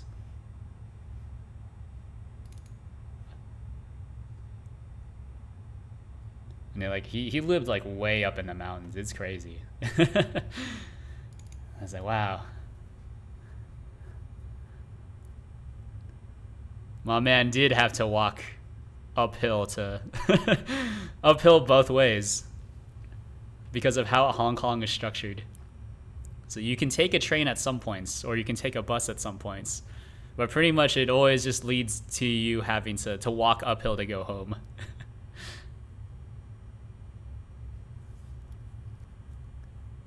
Because the buses don't go all the way out to the slums.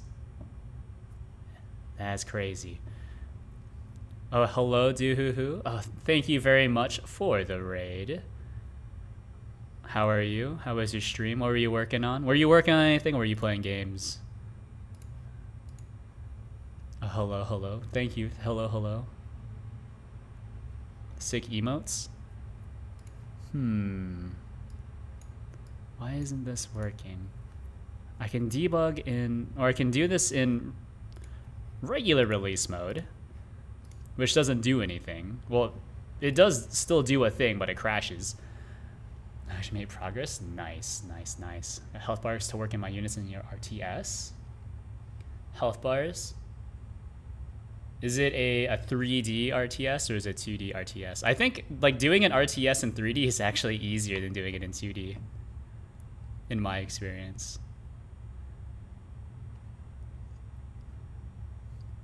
Yeah, how are you? How are you? What I'm working on is, you can probably guess from the stream time, I'm working on a VTuber kind of thing. It works in debug mode.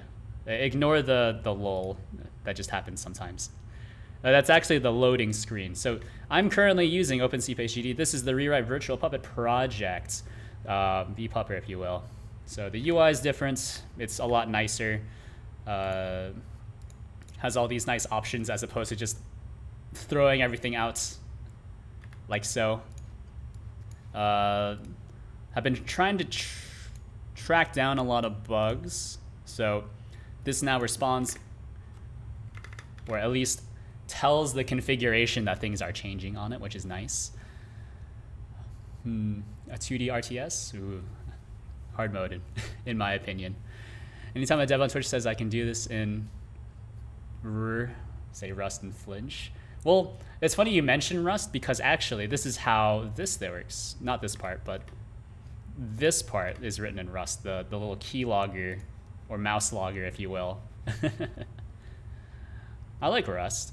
I'm actually doing a, on the side, if you will. I'm going through the WGPU tutorial again, so it's basically a super low level renderer, has backends for DirectX 11 and Vulkan, and I think it goes through Molten VK for Mac, something like that. I've been messing around in OpenCFace. Thanks for making it available on Linux. Thank you for using it. Much appreciated. Anyways, this stuff all works. It's very boring. I could stop the tracker if you would like to see it. I'm going to do it anyway since we're already here. So, if I could just get this working in release mode, I could release a beta, at least for Windows right now. Okay, well, that happens sometimes. Oh, hold on. Did this save as a string and that's why it's crapped out on me? That happens sometimes as well. Hold on, I made a mistake. So retry me. Tracking data descriptor, tracker FPS, FPS. Which one of these is an integer? Oh, I see. Yeah.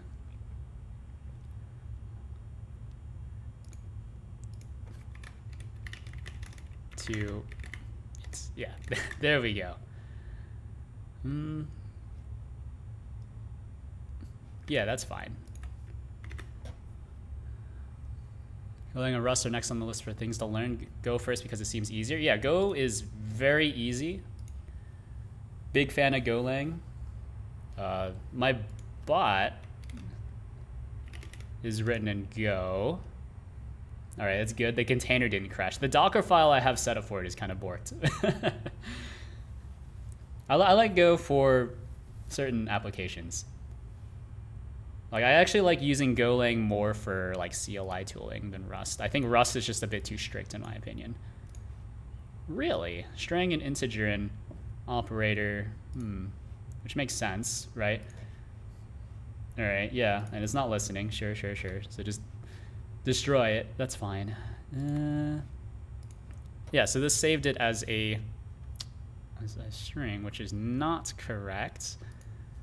Hold on. If we do this again, I can just force the configuration to fix itself by doing this. Like so. Yeah, okay, cool.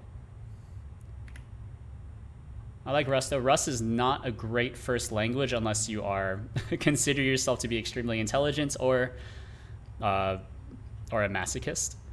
Rust is hard to learn, for sure. Do you plan to learn Rust after I run up all this other stuff I'm probably never going to get to? Yeah, so this is what it looks like right now. So expressions are not currently in. I guess they weren't currently in this one either. Some of the interpolation stuff is not working as I would expect it to work, but it does technically work. So the eyes are a bit too jittery for what I would think. Also, I guess blink threshold is broken as well.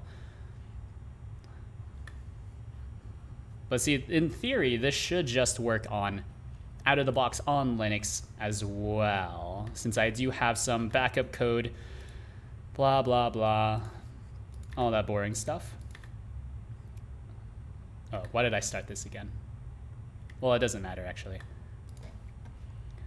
But if we look here, well, one, we're not able to export using the editor. I don't really know why. But then if we go to this export thing here, run this. So this is running in exported mode. So this makes sense. But if we try to load in a VRM model, or actually, this is just easier to show off, right? So if you try to delete one of these things, it just causes the entire program to crash, which is unexpected. I don't need to tell you that. Tracking is pretty good though. Yeah, the eye tracking is pretty good. Thank you. It took me forever. It took me like the course of, I want to say like 3 streams to get it right, which is 3 streams. That's roughly 9 hours, 10 hours of just poking at this logic here. Not super visible, so we can blow that up. So this is crazy. I still don't think it's right, but it's close enough to being correct that I'll take it. Because these are the tracking points that OpenCFace gives back to you. So point 66 and 68, and then 67 and 69. I think those, I actually have no idea what those correspond to. They're just correct, and that's what was shown in the sample, but it was using Unity data structures. So I did my best to fix it. So this is what I came up with. It's close enough. And then I do some additional fixing on the side as well. So if I open up VRM model, yeah, then we do some additional rotation adjustments here based off of your eye stuff. I do actually use the average of your Y rotation and your X rotation, which is slightly unexpected, but the face tracker tends to think I'm cross-eyed, but I know that I'm not cross-eyed. I'm like 99% sure I'm not cross-eyed, but the tracker always thinks I'm cross-eyed. So I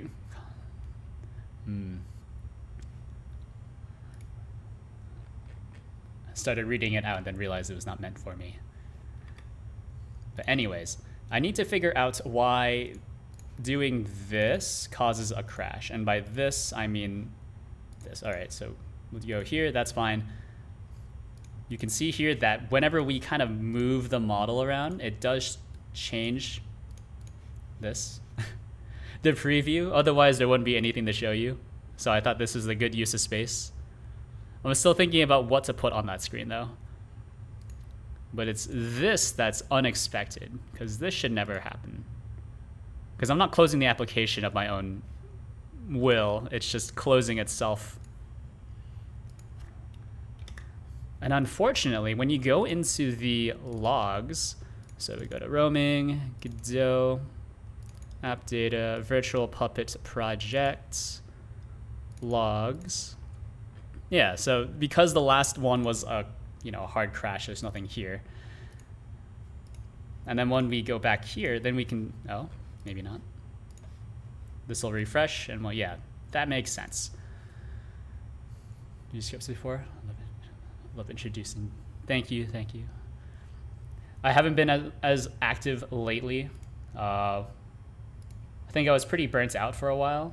Too much mainframe stuff. And by mainframe stuff, I mean like making like one small change to an automation script, having to tear down a Kubernetes cluster and then stand it back up. And it takes about 45 minutes to 40 minutes, depending on how many other people are using the mainframe at the time.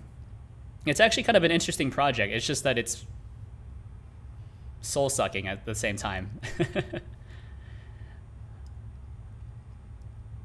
Because the entire reason why a lot of these companies are using mainframes, by the way, they won't tell you this at like university or whatever, is because they're trying to get the eco credits. Oh geez, what the heck? Oh, that makes sense. But this one doesn't make sense. Yeah, but companies still use mainframes because one, they're actually technically more economical because they are extremely resilient to, I guess, failure. So a mainframe should never hard crash. Two, they give you eco credits. So you can be carbon neutral even though you aren't actually carbon neutral, because using a mainframe gives you a lot of carbon credits. Eco credit, yeah, it's like the carbon credits, I guess, not eco credits. Unless they're called eco credits in other parts of the world.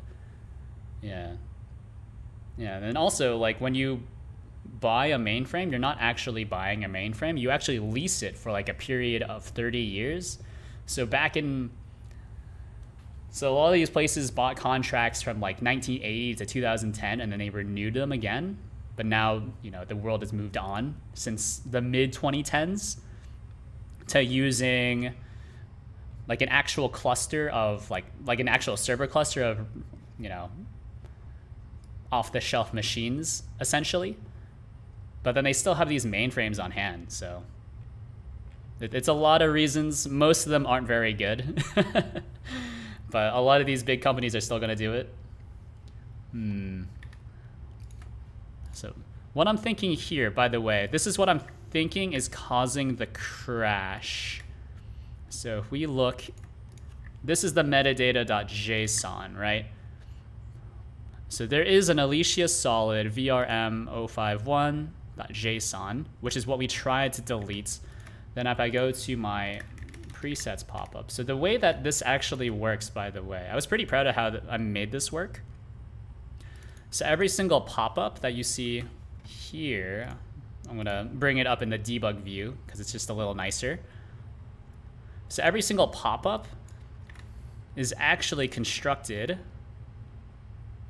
here, but it's just the UI, right? It is just the UI. That's all there is.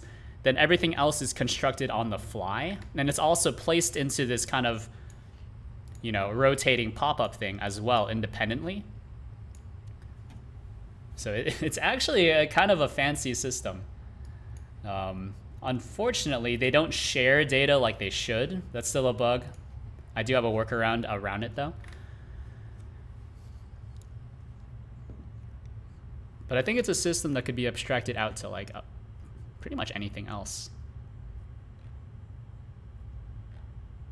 And then like, you know, like docking pop-ups, etc., etc. Could play nice with a lot of other UI frameworks out there. Let me see. It's this button here. So when you delete it,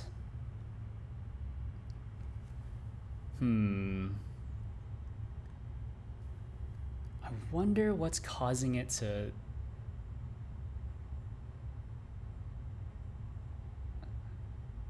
I wonder what it's causing its... Hold on. I'm thinking about it. So this is the export. That's fine. We click on delete. I should get a log that says config is currently in use. Yep. And that will be a notify error in the future. So it'll give you a like a toast notification saying that like, hey, this is an error. You dummy, don't do that.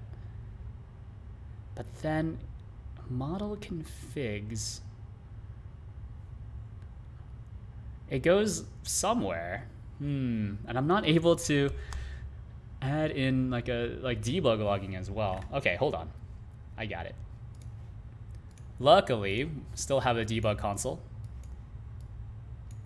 It's one of a kind. I don't think anyone is currently using this, so I'm the only user. So check this out.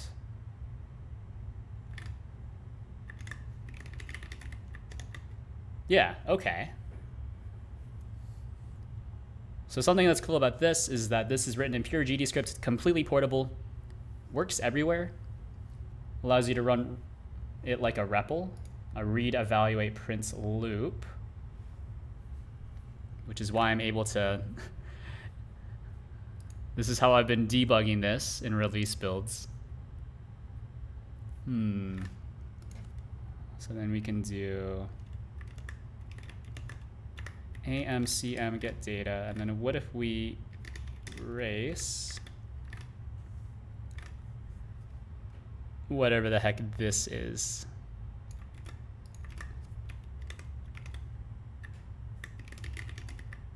I think that erase actually returns true or false, right? No? What does erase return? Yeah. And it returned null, eh? Wait a minute. Yeah. So that should not have returned null there? Because erase gives you back a Boolean. Does that imply that something broke? No, I mean that looks fine.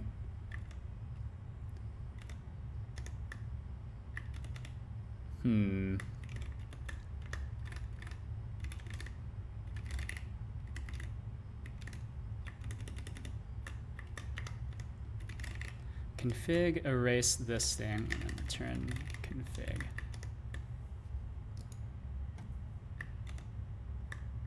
What the heck? Okay. So that's not working now. Even though that does make sense to me. So it wasn't able to, oh, it's because it's the wrong thingamajig. Okay. Turn the config. Am I doing something wrong here? Yeah?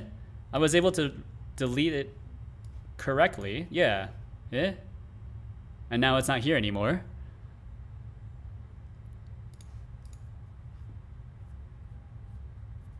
Okay, sure. And then I can publish this. am pub/sub publish. Unfortunately, you don't get code completion as much as I would like it to. So we don't need to return anything, but we can do am pub/sub publish model configs. I wonder if there is a way to pull in GDScript code completion into a release build, because a lot of that does rely on editor-specific code. Don't think about it. Don't think about it.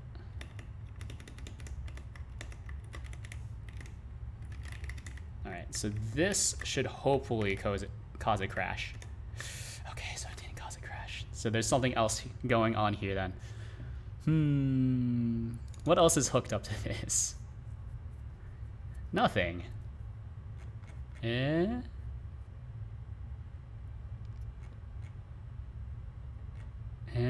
What? And then there's nothing else here because this is a page element. And then here on events published. Oh, it might be here, huh? Alright, give me all of this stuff. That's fine. Close this. Load in a different model. Or by different model, I mean the same model. So load in the VRM model. It's kind of borked right now because it always loads it in backwards. I don't really understand why. But go back to the debug console. We look at presets. Yeah. I mean, there is your configuration for the current model. We do this.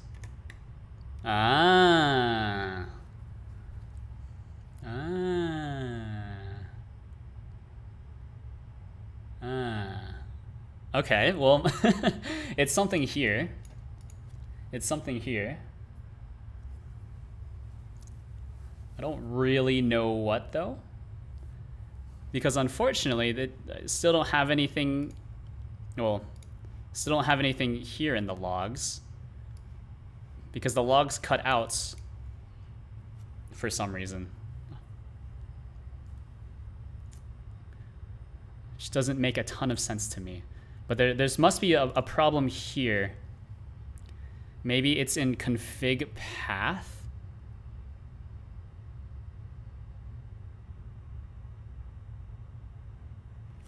I think I also realize it's not removing the file. Although it should be removing the file. That's not terribly difficult to do though. File, util, remove file at path.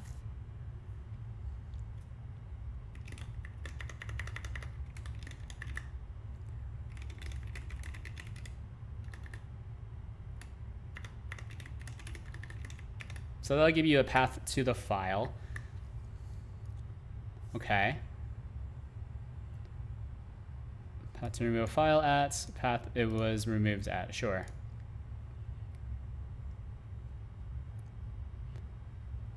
So I think that's fine. But then it's this piece of code here. It's only this block where things are exploding.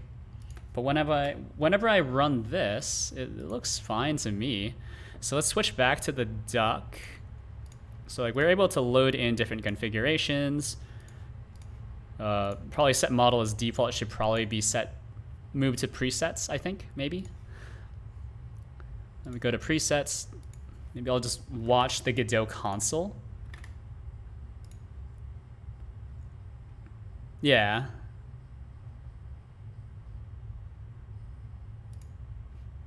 Okay, sure.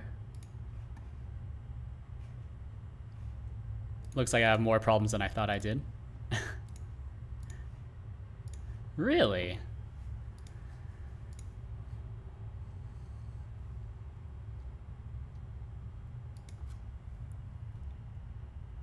What was that error?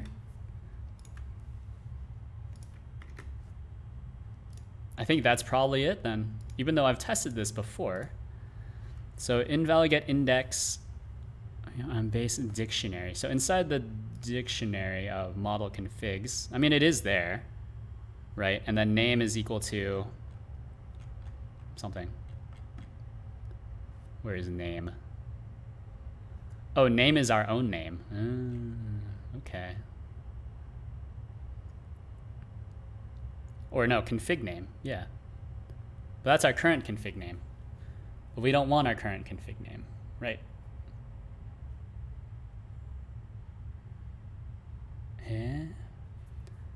So invalid get index this thing on base dictionary.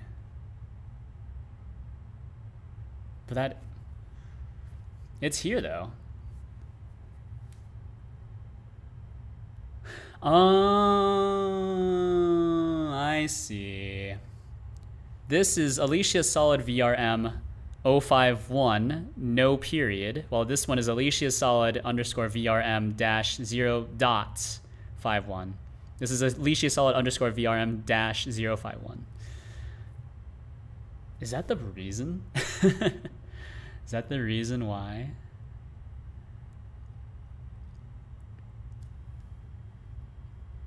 Is because nodes cannot have periods in them? Or there's just a few characters in node names where you aren't allowed to have the... I kind of butchered that sentence. Let's rephrase.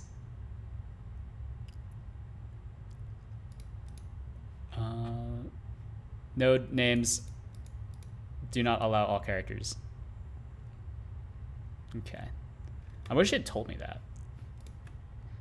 Okay. Well, let's think about it.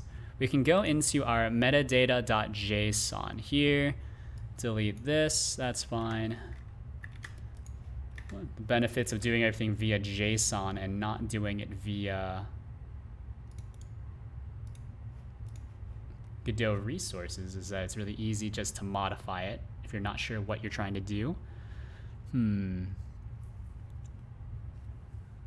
So clearly, when we are generating a config name, we need to make sure that it's even a valid node name. Isn't there a thing here under string that lets you check to see if something is a valid node name? I feel like I've seen something like that before. Validate node name, that's it. Removes any characters from the string that are prohibited in node names. Yeah, okay, so let's try that. Where am I gonna put it? I'm not sure. It's in one of the configuration things, I remember that. So maybe it's in default run, no, it's not, maybe. Where is it? Which level do I do this at? Oh, it is in default runner then. So whenever we're generating a new config file, need to make sure to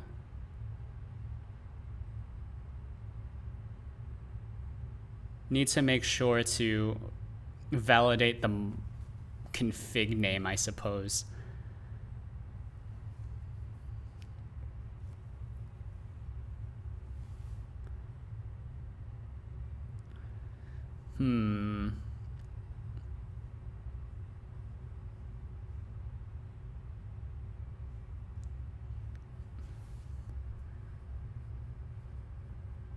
Gotta think.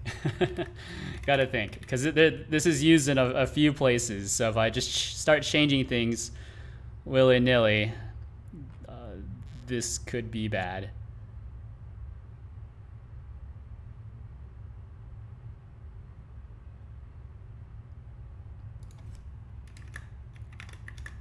So something like that. We'll just need to append this in several places.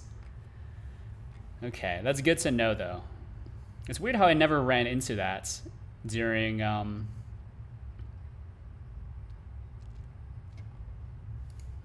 regular development. Maybe I'm just a big dummy.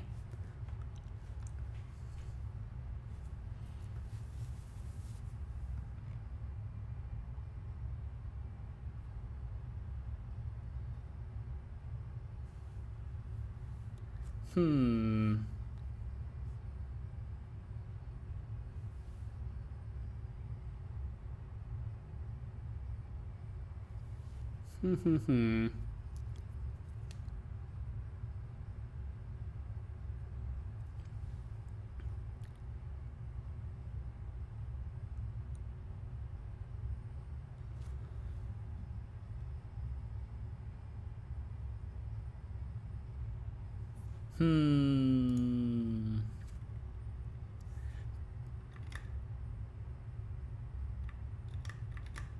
Path to strips name, and then this should probably be changed to give you a safe name as well.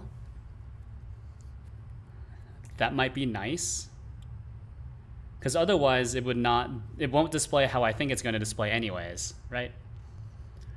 Because probably what's been happening is whenever I load in the Alicia model, it's probably not giving it the name I think it's supposed to have, right? Because this is supposed to have a dot. All right, you know what? Yeah, there we go. Something has changed here. I don't know what. It does make sense though why the release build is not working. Yeah, so this gives me this name, no period. That makes sense. Maybe I just never fixed that? Yeah, path to strip name though. Get file, validate node name, yes.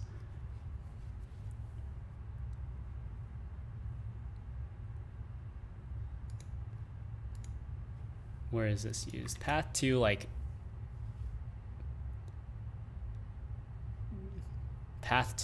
valid name, I suppose. Periods are illegal in node names? They are, yeah. It makes sense on some level, I guess. Although, if periods are illegal in node names, I don't know why spaces aren't illegal in node names. But I think that's what's been messing with me, I think. And I just need to be careful everywhere else.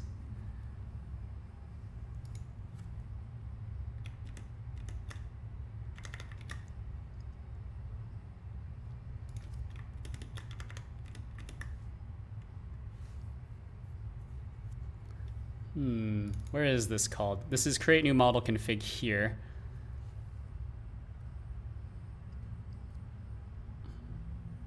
Yeah, I think that's fine. I'm still debating whether or not to run this through that thing. It's probably okay. It's probably okay. This is not okay. That's wrong. Maybe we will just kind of pretend that didn't happen. So it did give it a correct entry somewhere else. Or maybe that was the right way to do it. See, now I'm getting confused because this is this happens in several places. Hold on. I just gotta verify one more time that it's still not working how I expect it to work. So this will create a new configuration file here and save it. So we have Alicia VRM51. That's actually incorrect. It should not be using that as the file name. The file name should be, well, yeah, actually, yeah, it can use that as a file name. It doesn't matter. But this, yeah, okay. This needs to be correct. And then if we look at this, config name, that's true. Model path, that's still correct as well. Okay. So quit this. Yeah, sure, reload me. I think it's mostly fine. Let's export. I don't think I understand it. Node paths use slash and colons to denote property paths, so I understand those being invalid. I don't recall if the period is used anywhere. The period is used to indicate like a relative path if you want, in the same way that a period is used in bash to indicate that you want to start from the current directory, right? So you can cd, cd, cd, cd, cd.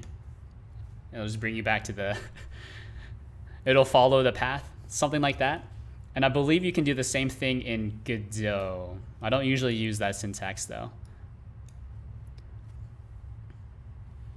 It's very, very, it's a very, very narrow use case. I can't think of the word right now. Let me see. I just want this to work, then I can get a beta out for Windows. Linux can wait. So I'm doing Linux, I need to actually test on a real Linux system. So we're getting around to it. So presets, that's fine. Load in the Alicia model. I think I broke something with some of the VRM stuff. So I need to fix those as well. But I think it should still track correctly. Right, and then we can go into duck, delete. Did it actually delete it? I don't remember if it's actually removing the path or not. So this is the new metadata. Oh, okay, yeah, cool. So it is actually deleting the thingamajig. Delete that. Cool. Don't delete this, but it's not possible anyways because I stop you from doing that. You didn't see any of that. Yeah, so we're still backwards. I don't really know why we're backwards, but let's just very carefully rotate the model. Or actually, I guess I didn't need to do it using my hands. I could just use the debug console. All right, so tracking. This should still be fine. So let's turn the tracker off, start this, break our necks, and then yeah, okay. So this is the exported project. So something that's cool about this is that it's using all of these resources here. So I can actually demonstrate that a bit better if I close the application. We'll grab all of these. I think that's it actually, yeah. So it's just these two files. Go into here, delete all of this, copy and paste. So this is what will actually be shipping, or this is actually what you download. So it gives you an exe, and then you also have just a resources folder that keeps everything relevant, along with all the licenses and all that. So this should still be fine. Load in Alicia. There we go. How nice. Do this again. Yeah. Break your neck. And there we go. How cool. How cool. Still need a way for like windows to also tile themselves properly instead of just stacking on each other. Yeah, that's not so bad in a release build. This should be very, very performant because actually loading in scripts like this only incurs a loading time cost. Like GD script files are all compiled down to bytecode anyways. It's basically how Python works, right? Yeah. And something that's nice about doing things this way is that it makes it really easy to modify things or add in extensions, take away extensions if you don't want them. So like all this scripting stuff is done via, you know, runtime loaded thingamajigs.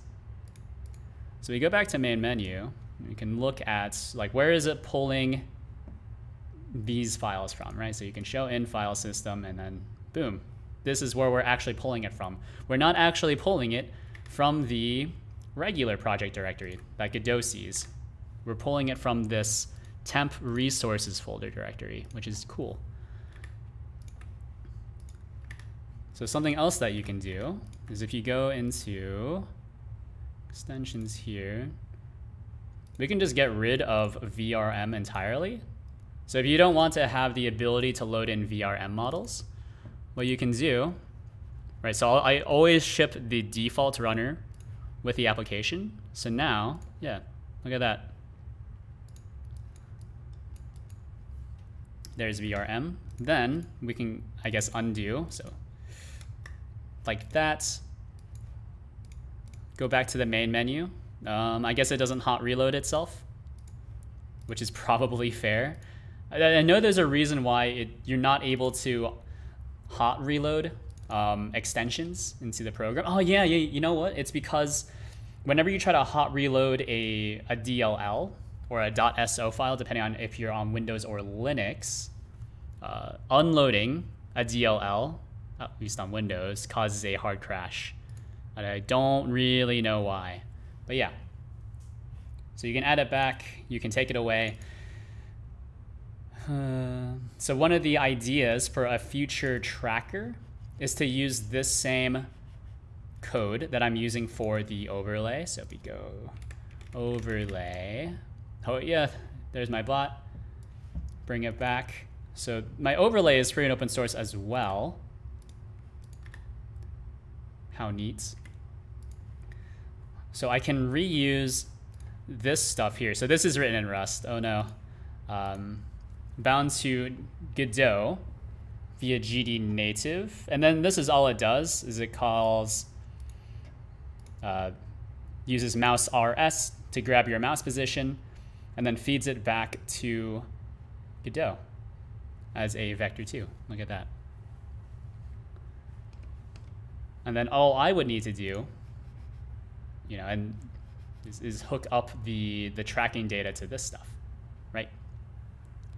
So then if you don't even have a webcam, but you still wanted to do VTuber stuff, you could, this is a potential option, I guess.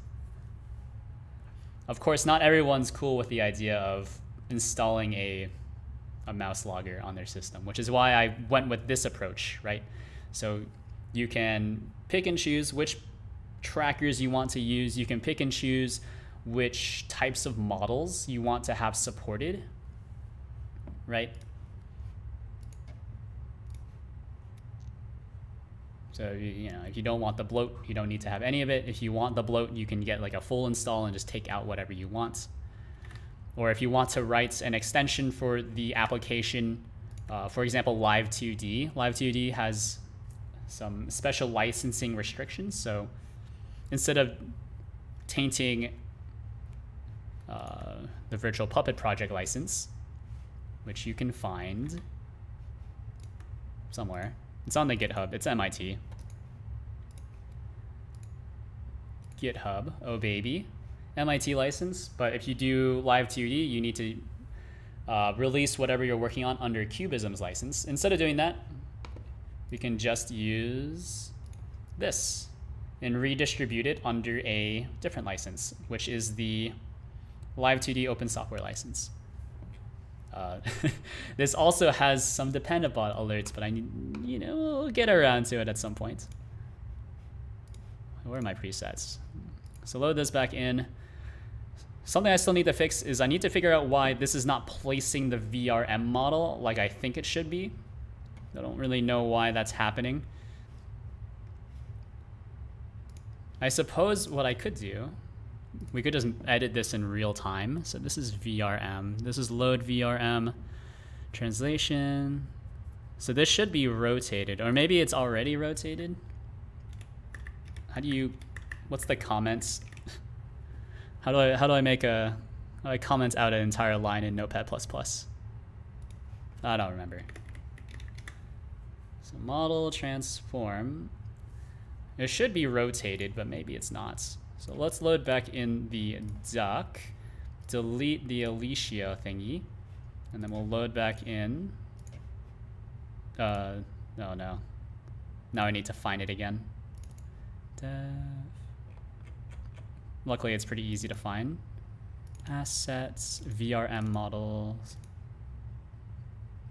So it should have changed, or at least it should be using this code now. Maybe it's not. Because actually, these scripts are not loaded in at runtime. They're scanned at runtime for sure. Or you know what? Maybe Godot is caching it. That would be extremely unfortunate. It's possible it's caching it, because I am just using Godot's built-in loader. Hold on, run me again. Yeah. Go up twice, go down to dev, all the way down. So vpupper, assets, VRM models. Nope. Okay. So why is this transform not working? Or at least it's not listening to it. Because this should be rotated around the up axis, which is pointing up. Who would have guessed? So at the very least, the model should be facing the camera. I know for sure that it is using the correct script, because I've checked in the debugger. So in the debugger, like Godot has really good reflection capability, so it's able to read its own files at runtime, which is also part of why it's so slow, but that's, you know, you win some, you lose some. Yeah, so something weird is going on there. Something weird is going on here. Also, don't look up your skirt, you perverts. That's probably a bit better. So load VRM. I wonder, is it because I'm doing something weird in default runners? So I know I am doing something kind of weird here, where we look for all potential loaders via reflection, so you don't need to re-implement most stuff. Right, so load GLB, load scene, load text scene, right? So then these are just found at runtime via load model. So we try load model, does some other stuff, finds all loaders with this explanation here. I don't remember how it works though. All I know is that it works. But I shouldn't be doing any... No, like the translation adjustments and rotation adjustments, those are all fine. I know that there were things that were missing.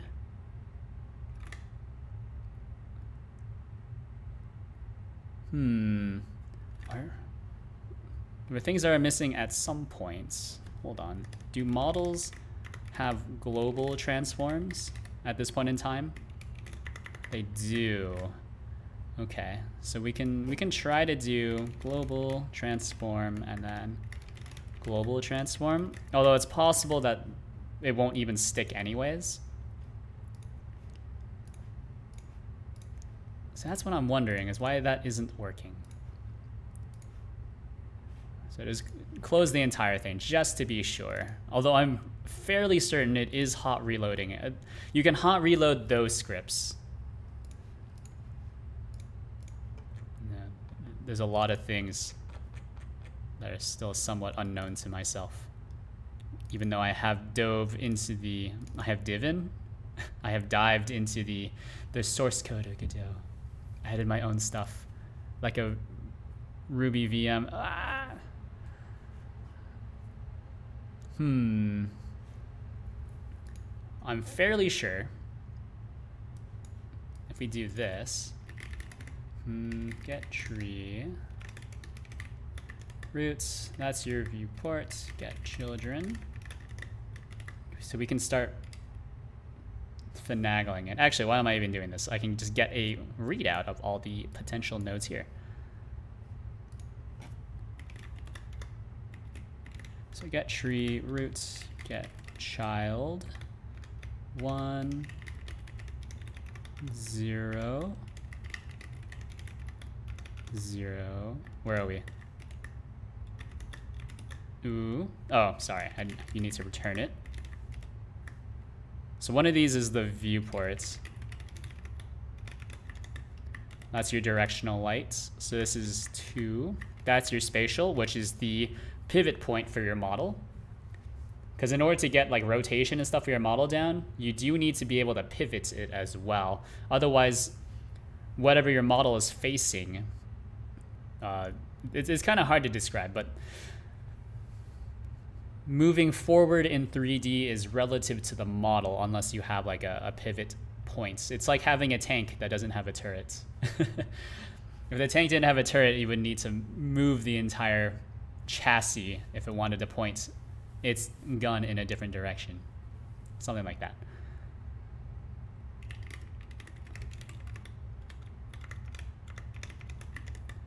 All right, so that's your spatial. And then we can do transform. What did I say? Transform is equal to, oh geez, okay, hold on. Var m dot transform is equal to m dot transform. Grab this stuff. Something like that. Oop. Yeah, so that's correct. Oh, don't look there. That's correct. Like, it's working. It's just not working how I want it to work. It's also very bright. And also this debug console isn't respecting me for some reason. Yeah, so this is what should happen, is it just brings the model super close to you, like so. And that's the line of code I had here. Yeah, that's exactly what I ran here. So maybe the transform. Oh, wait, no. No. Eh? There's something wrong here. I know it. I can feel it. We load the model. This contains your model. Res unwrap, and then your model parents is just there. Okay. Load model. Presence only here in setup scene.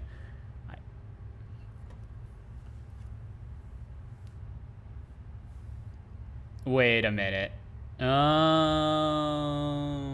so it is applying it, but it's this part here that's breaking it because the model transform doesn't exist. Okay. And then model parent transform also doesn't exist. So it's using the default values. So that's where it's getting overwritten. I get it. Anyways, check this out. Something that's kind of neat. Call it this. Look at that. You can just delete the entire thing. And then it'll cause a crash on I think it should be crashing because it's trying to read the value of a node that doesn't exist. But because we're closing the application anyways, you don't notice the crash. So, by the way, try not to do that. Because I'm pretty sure it breaks the saving algorithm. But, I mean, that's the joy of a debug console, is that if you want to break it, you know, we're all adults here. I'll let you do what you want to do. All right, but model transform. Let's see. We can get the model transform is equal to am/cm get data model transform. Form is not null, and model transform does not equal, I guess, just transform. Is there a transform identity? Yeah, so a transform identity is the same thing as just creating a new transform, but I think that this is slightly more performance. Gotta love micro optimizations. So we'll do it like that, and then this is model parent transform. I'm very creative with my naming schemes, as you may be able to tell. But honestly, this is something that helps me personally. It might not help other people, but I tend to always forget what I name my various pieces of code. So I just try to make it as verbose and impossible to get wrong. Try to make it like that for as many things as possible. Because my attention span is not great, for sure. It's better than some. I think the biggest problem is that I tend to just, I'll forget about what I'm doing like mid-action sometimes. Like sometimes you'll hear me just kind of like stutter talk sometimes, and that's because I kind of just forgot what I was talking about in the middle of talking about it. But then I, you know, brain blast, slight panic, figure out what the heck did I say in like the past 5 seconds, or what was I doing in the past minute. But if it goes on longer than that, then that's generally where I start having problems. What's an attention span? Well, you know, it's like a thing. What were we talking about again? All right, so let's export. I'm pretty much just gonna bang my head against this until it exports correctly. Yeah, so basically this change is we get the model transform if the model transform is not null and the model transform is not the identity transform. So this should never happen, but it's fine because it's in the setup scene, so who cares? It adds a minuscule amount of load time, but this is the more important part. So we check to see if it's not an identity transform, aka nothing, then we'll apply it. Otherwise, just use whatever the loader was trying to give as a default. I think that makes sense. I don't think I saved, so let's export that again.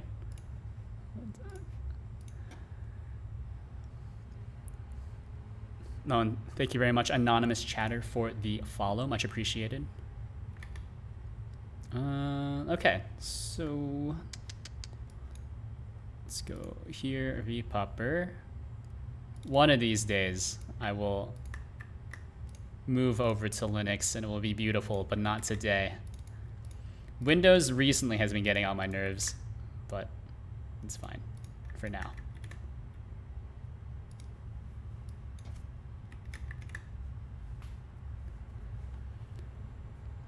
If we're moving to Linux, I'm probably just going to use what I usually use for work, which is Fedora. I like Fedora. Okay. So I think all the presets should actually still be there. Yeah, because I didn't delete the user data, which is fine. So go to dev. I wish there was a way to grab all your, basically like your favorites that you see in like Explorer, or like on Linux it's like Nautilus or whatever the other ones use. Alicia. So this should flip it, right? All right, cool. Problem solved. Now, then all you need to do is zoom it in, which, you know, we'll figure it out. Let's see, this is about right, I think. So let's grab the, oh no, okay, hold on. What was it called again? Return get tree, root get child 1, I think. This is something that you won't see.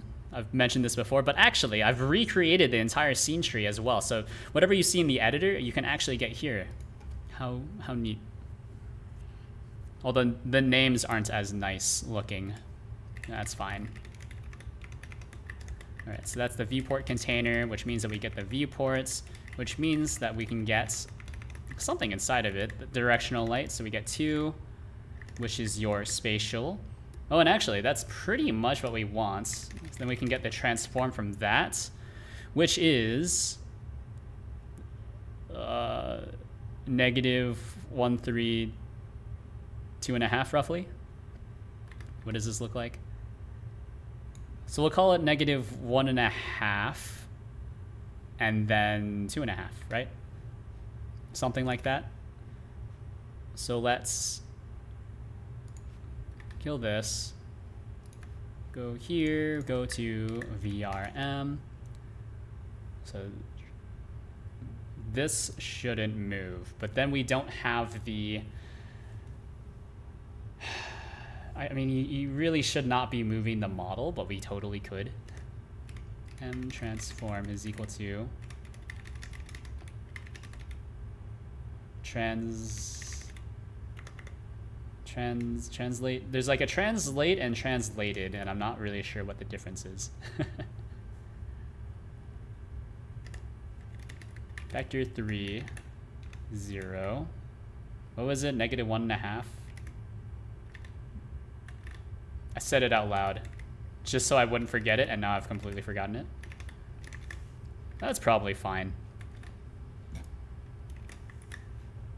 And we'll just do this. Something like that. Boot this up again. So go to temp, vpupper. We'll need to delete that preset so we don't load in the incorrect values again.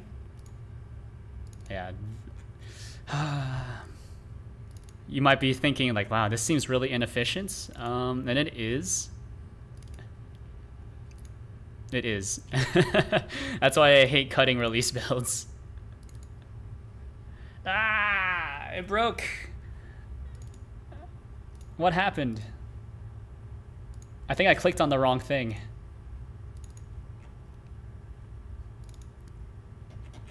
Clicked on something that wasn't able to be loaded. Possibly. Assets. VR. Nope. I did click on the right thing. Is there anything in the logs? I'm so mad. Why is this happening? I just never get any useful logs anymore, huh? Delete the runner previews. Did I do something here that I shouldn't have? Release builds aren't fun. Yeah. You're telling me.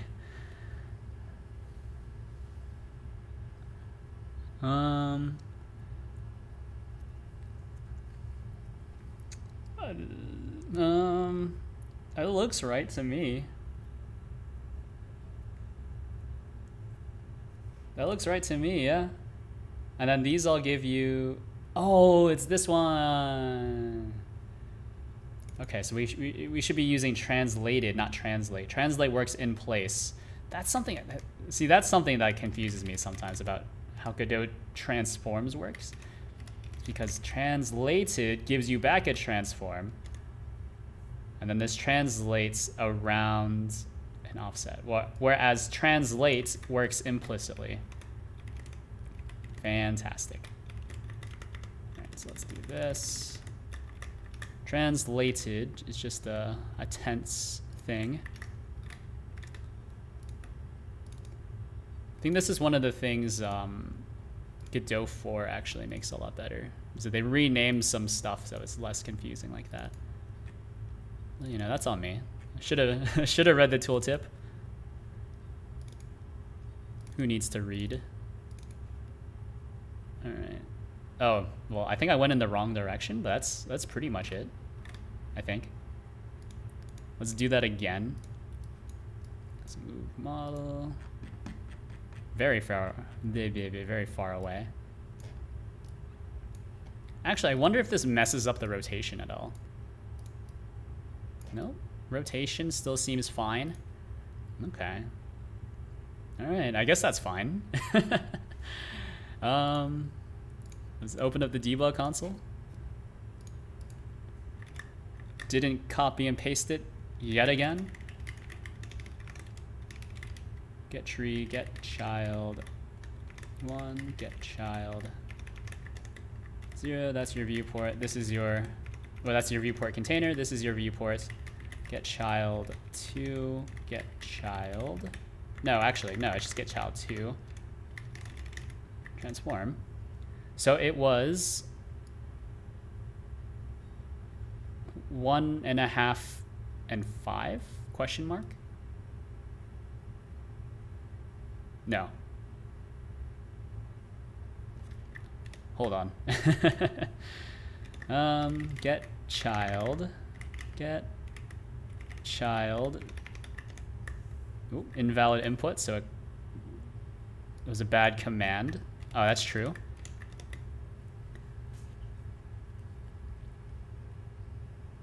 Okay.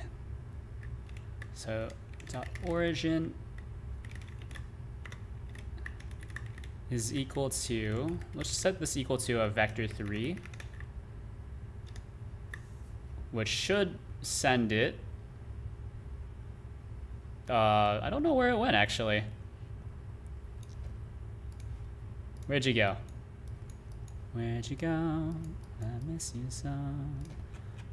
Feels like it's been forever. You've been gone. All right, there we go.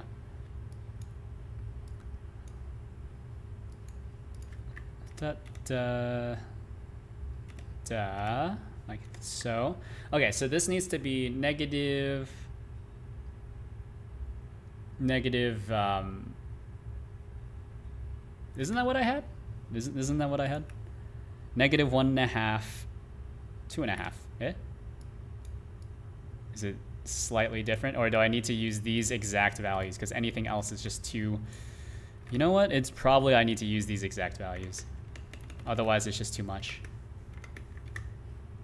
I think this looks okay, I guess, maybe. I don't know. Let's also save this again so I don't need to keep typing this out every single time. All right, so open this back up again. Technically don't need to do this, but it's just in the interest of a clean restart every single time. Go to dev, upper assets, VRM models, VRM. Still starts out very, very far away. Oh, you know what? It's because of, I got it. So load this in. It's because of this. These should be reversed, or at least this should be reversed. I got it. Thank you for the stream. I gotta go to sleep. You know, that's fair enough. Thanks for the raid, Doohoo. Much appreciated. Have a good rest. Up and Adam for, what's the date? Wednesday? Oh, at least you made it over hump day. Hump day has always been a kind of a weird term, actually. It's always made me slightly uncomfortable when I say it, but I don't know. Maybe I'm just being a weirdo.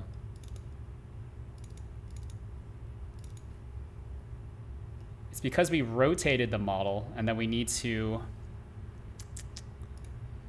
I guess, reverse it. Because when we rotate it, we're actually, where it's I'm trying to think. There's an intelligent way of doing this. Or actually, what if we just do this? So basically, this comes back to the point about having a pivot point. So if you don't have a pivot point, then you do need to make sure that you follow a correct order of operations, because where your, I guess, where your front is changes based off of where you're rotated. Right, which is why sometimes it's kind of tough, right, to work in 3D. Not the hardest concept to wrap your head around, but it does come back to bite you sometimes.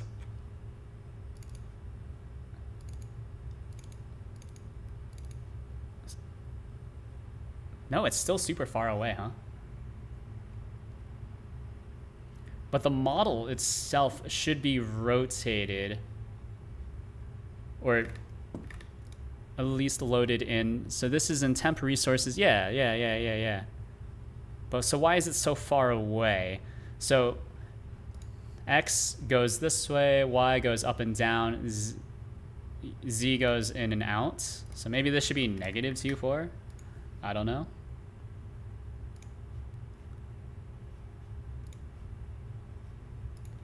Load this, delete Alicia, restart. There's something here. There's something I'm missing. One day I endeavor to find out.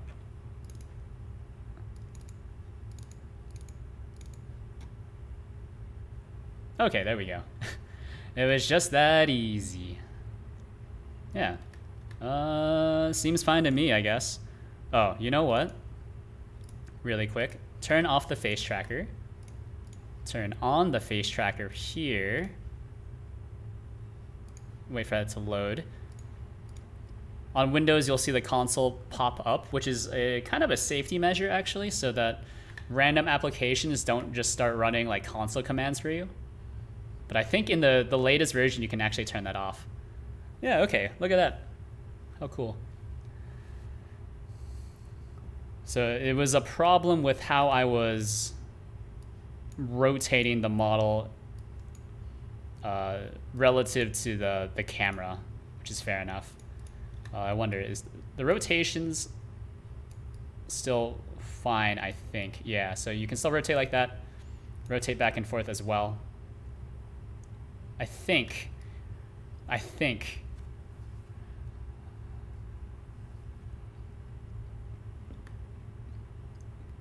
I'll need to see if this causes problems in the future, but I think that's fine for now. And then we can even reset the model transform, which will, okay, yeah, there we go, that's fine. Cool. So that's not so bad for a beta release, I guess. Could actually start packaging stuff now, at least for Windows. And then I'll have to get around to doing all the packaging for Linux. I don't want to do packaging for Linux. Because the Linux stuff, I do need to, one, I need to compile a Pi installer binary for the tracker. So on Windows, this uses the official Pi installer one. There is no official Linux one, even though I think it should work, maybe. Because all the stuff the Pi installer stuff does on Windows is also compatible on, well, all the packages OpenCFace uses on Windows, they're also compatible on Linux, so that's not a problem. I just need to look into how Pi installer works. I'm not gonna do it now because I have a few other computers. I usually do all my Linux stuff on a Pop! OS box, actually. Let's see, let's grab all this temp stuff. So temp, that's fine. Let's 7-zip it, add to temp.zip. Look at that. It's only about, how many is that's 100 megabytes? Is that big? Right? That's 100 kilobytes to megabytes. It's 100? Yeah, it's 100 megabytes. And actually, check it out. This actual application, VTuber, is only 37. So it's only 37 megabytes. Everything else is taken up mostly by OpenCFace, because OpenCFace is just absolutely huge. Look at that. I don't even know what this is. We'll call this VTuber something. What do I normally call these?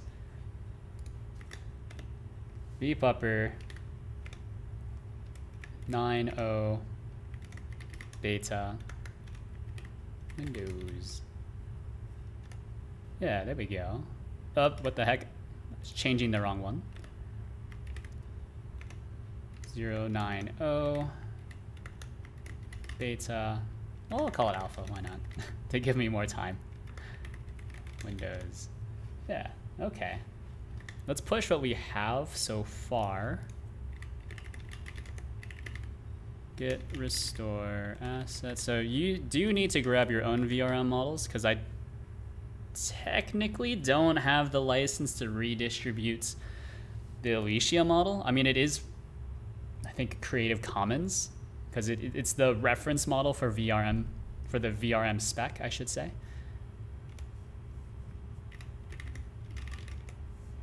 Oh, and hold on.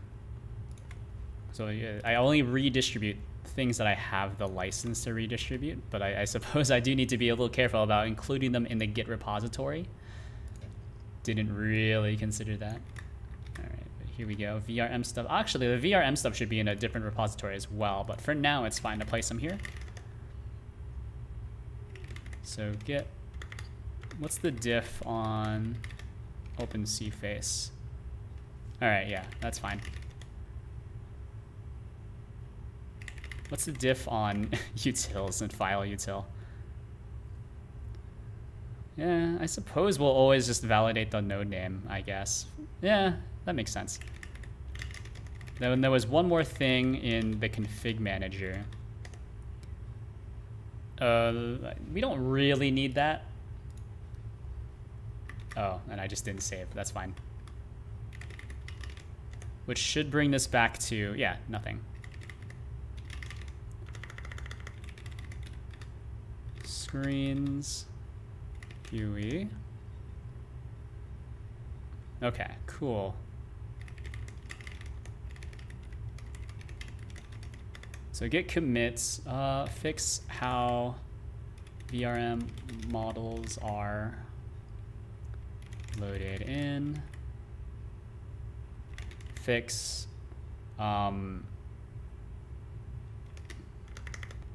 deleting presets. Yeah, so just push this straight to master. Start drafting a new release, why not? We'll create a new tag, and then we can always just re-tag as necessary. So let's call this alpha. I don't like including the V in the tag. I don't know, that's just like a personal thing. Because it's already obvious enough, right? That like this is the version, the semver that we're using.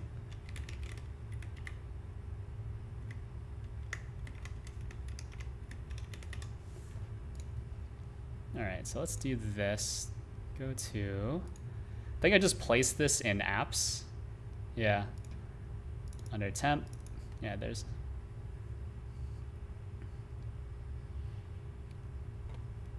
Just wait for it. Just wait for it.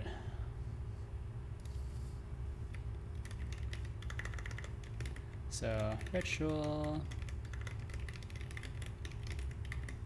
090 alpha. Let's also add a Linux version will be released soon. Can I get a TM symbol? Trademark symbol. Just grab this one, that's fine.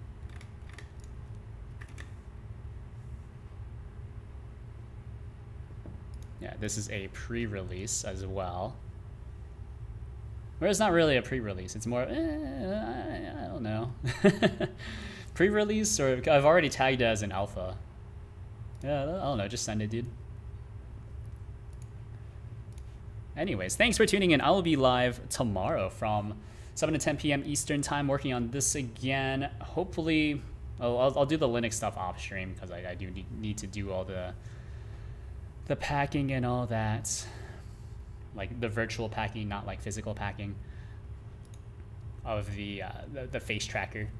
Yeah. We live tomorrow, 7 to 10 p.m. Eastern time. If you haven't given the channel a follow already, I encourage you to do so. I stream Sundays, Tuesdays, and Thursdays from 7 to 10 p.m. Eastern time, and on Wednesdays, which is today, from 9 to 11 p.m. Eastern time. You can find all the code that I've been working on here on GitHub. That's where I drop most of the stuff. You can find this project here. It's free and open source, made with Godot 3.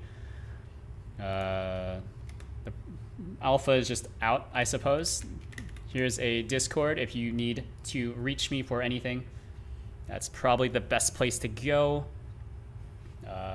Let's find someone to raid. Why not? Who's doing Godot?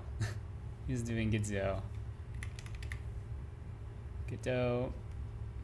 Or, yeah, didn't Godot used to be a category you could filter by? Or is that not true?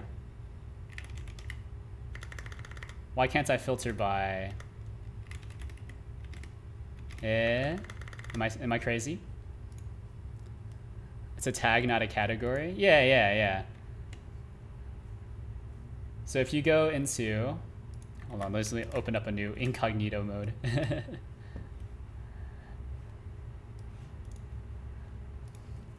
So if you go by Godot engine, nothing pops up, which is weird. Software and game dev category. Can't you just do it like this though? Or do you have to be under creative? But then you can't filter by tags anymore. I thought you could filter by here, right? All tags. See, yeah, you did the thing I did. Or is it under live channels and then you need to do? Oh, okay, so you need to do under, okay, I'm just dumb. All right, let's see. Are you doing Godot? They're doing Blender, which could be Godot. You need to go to live channels first. That was my mistake. I feel like I've always done it from categories, but maybe it's always defaulted to live channels for me. Yeah, Let's send it to this person, I suppose. We could raid Jitspo, but I feel kind of weird sending so many people to a very, very popular one. Let's mute it really quick. What are you doing? For mature audiences, that sounds fantastic. They did have Godot on an earlier preview. All right, well, get ready to get sent. Thanks for tuning in. I'll be live tomorrow, 7 to 10 p.m. Eastern time. I kind of started talking a little too early, so now I have a little bit more time to fill before the 3 seconds are up. But here we go. Get sent. Goodbye.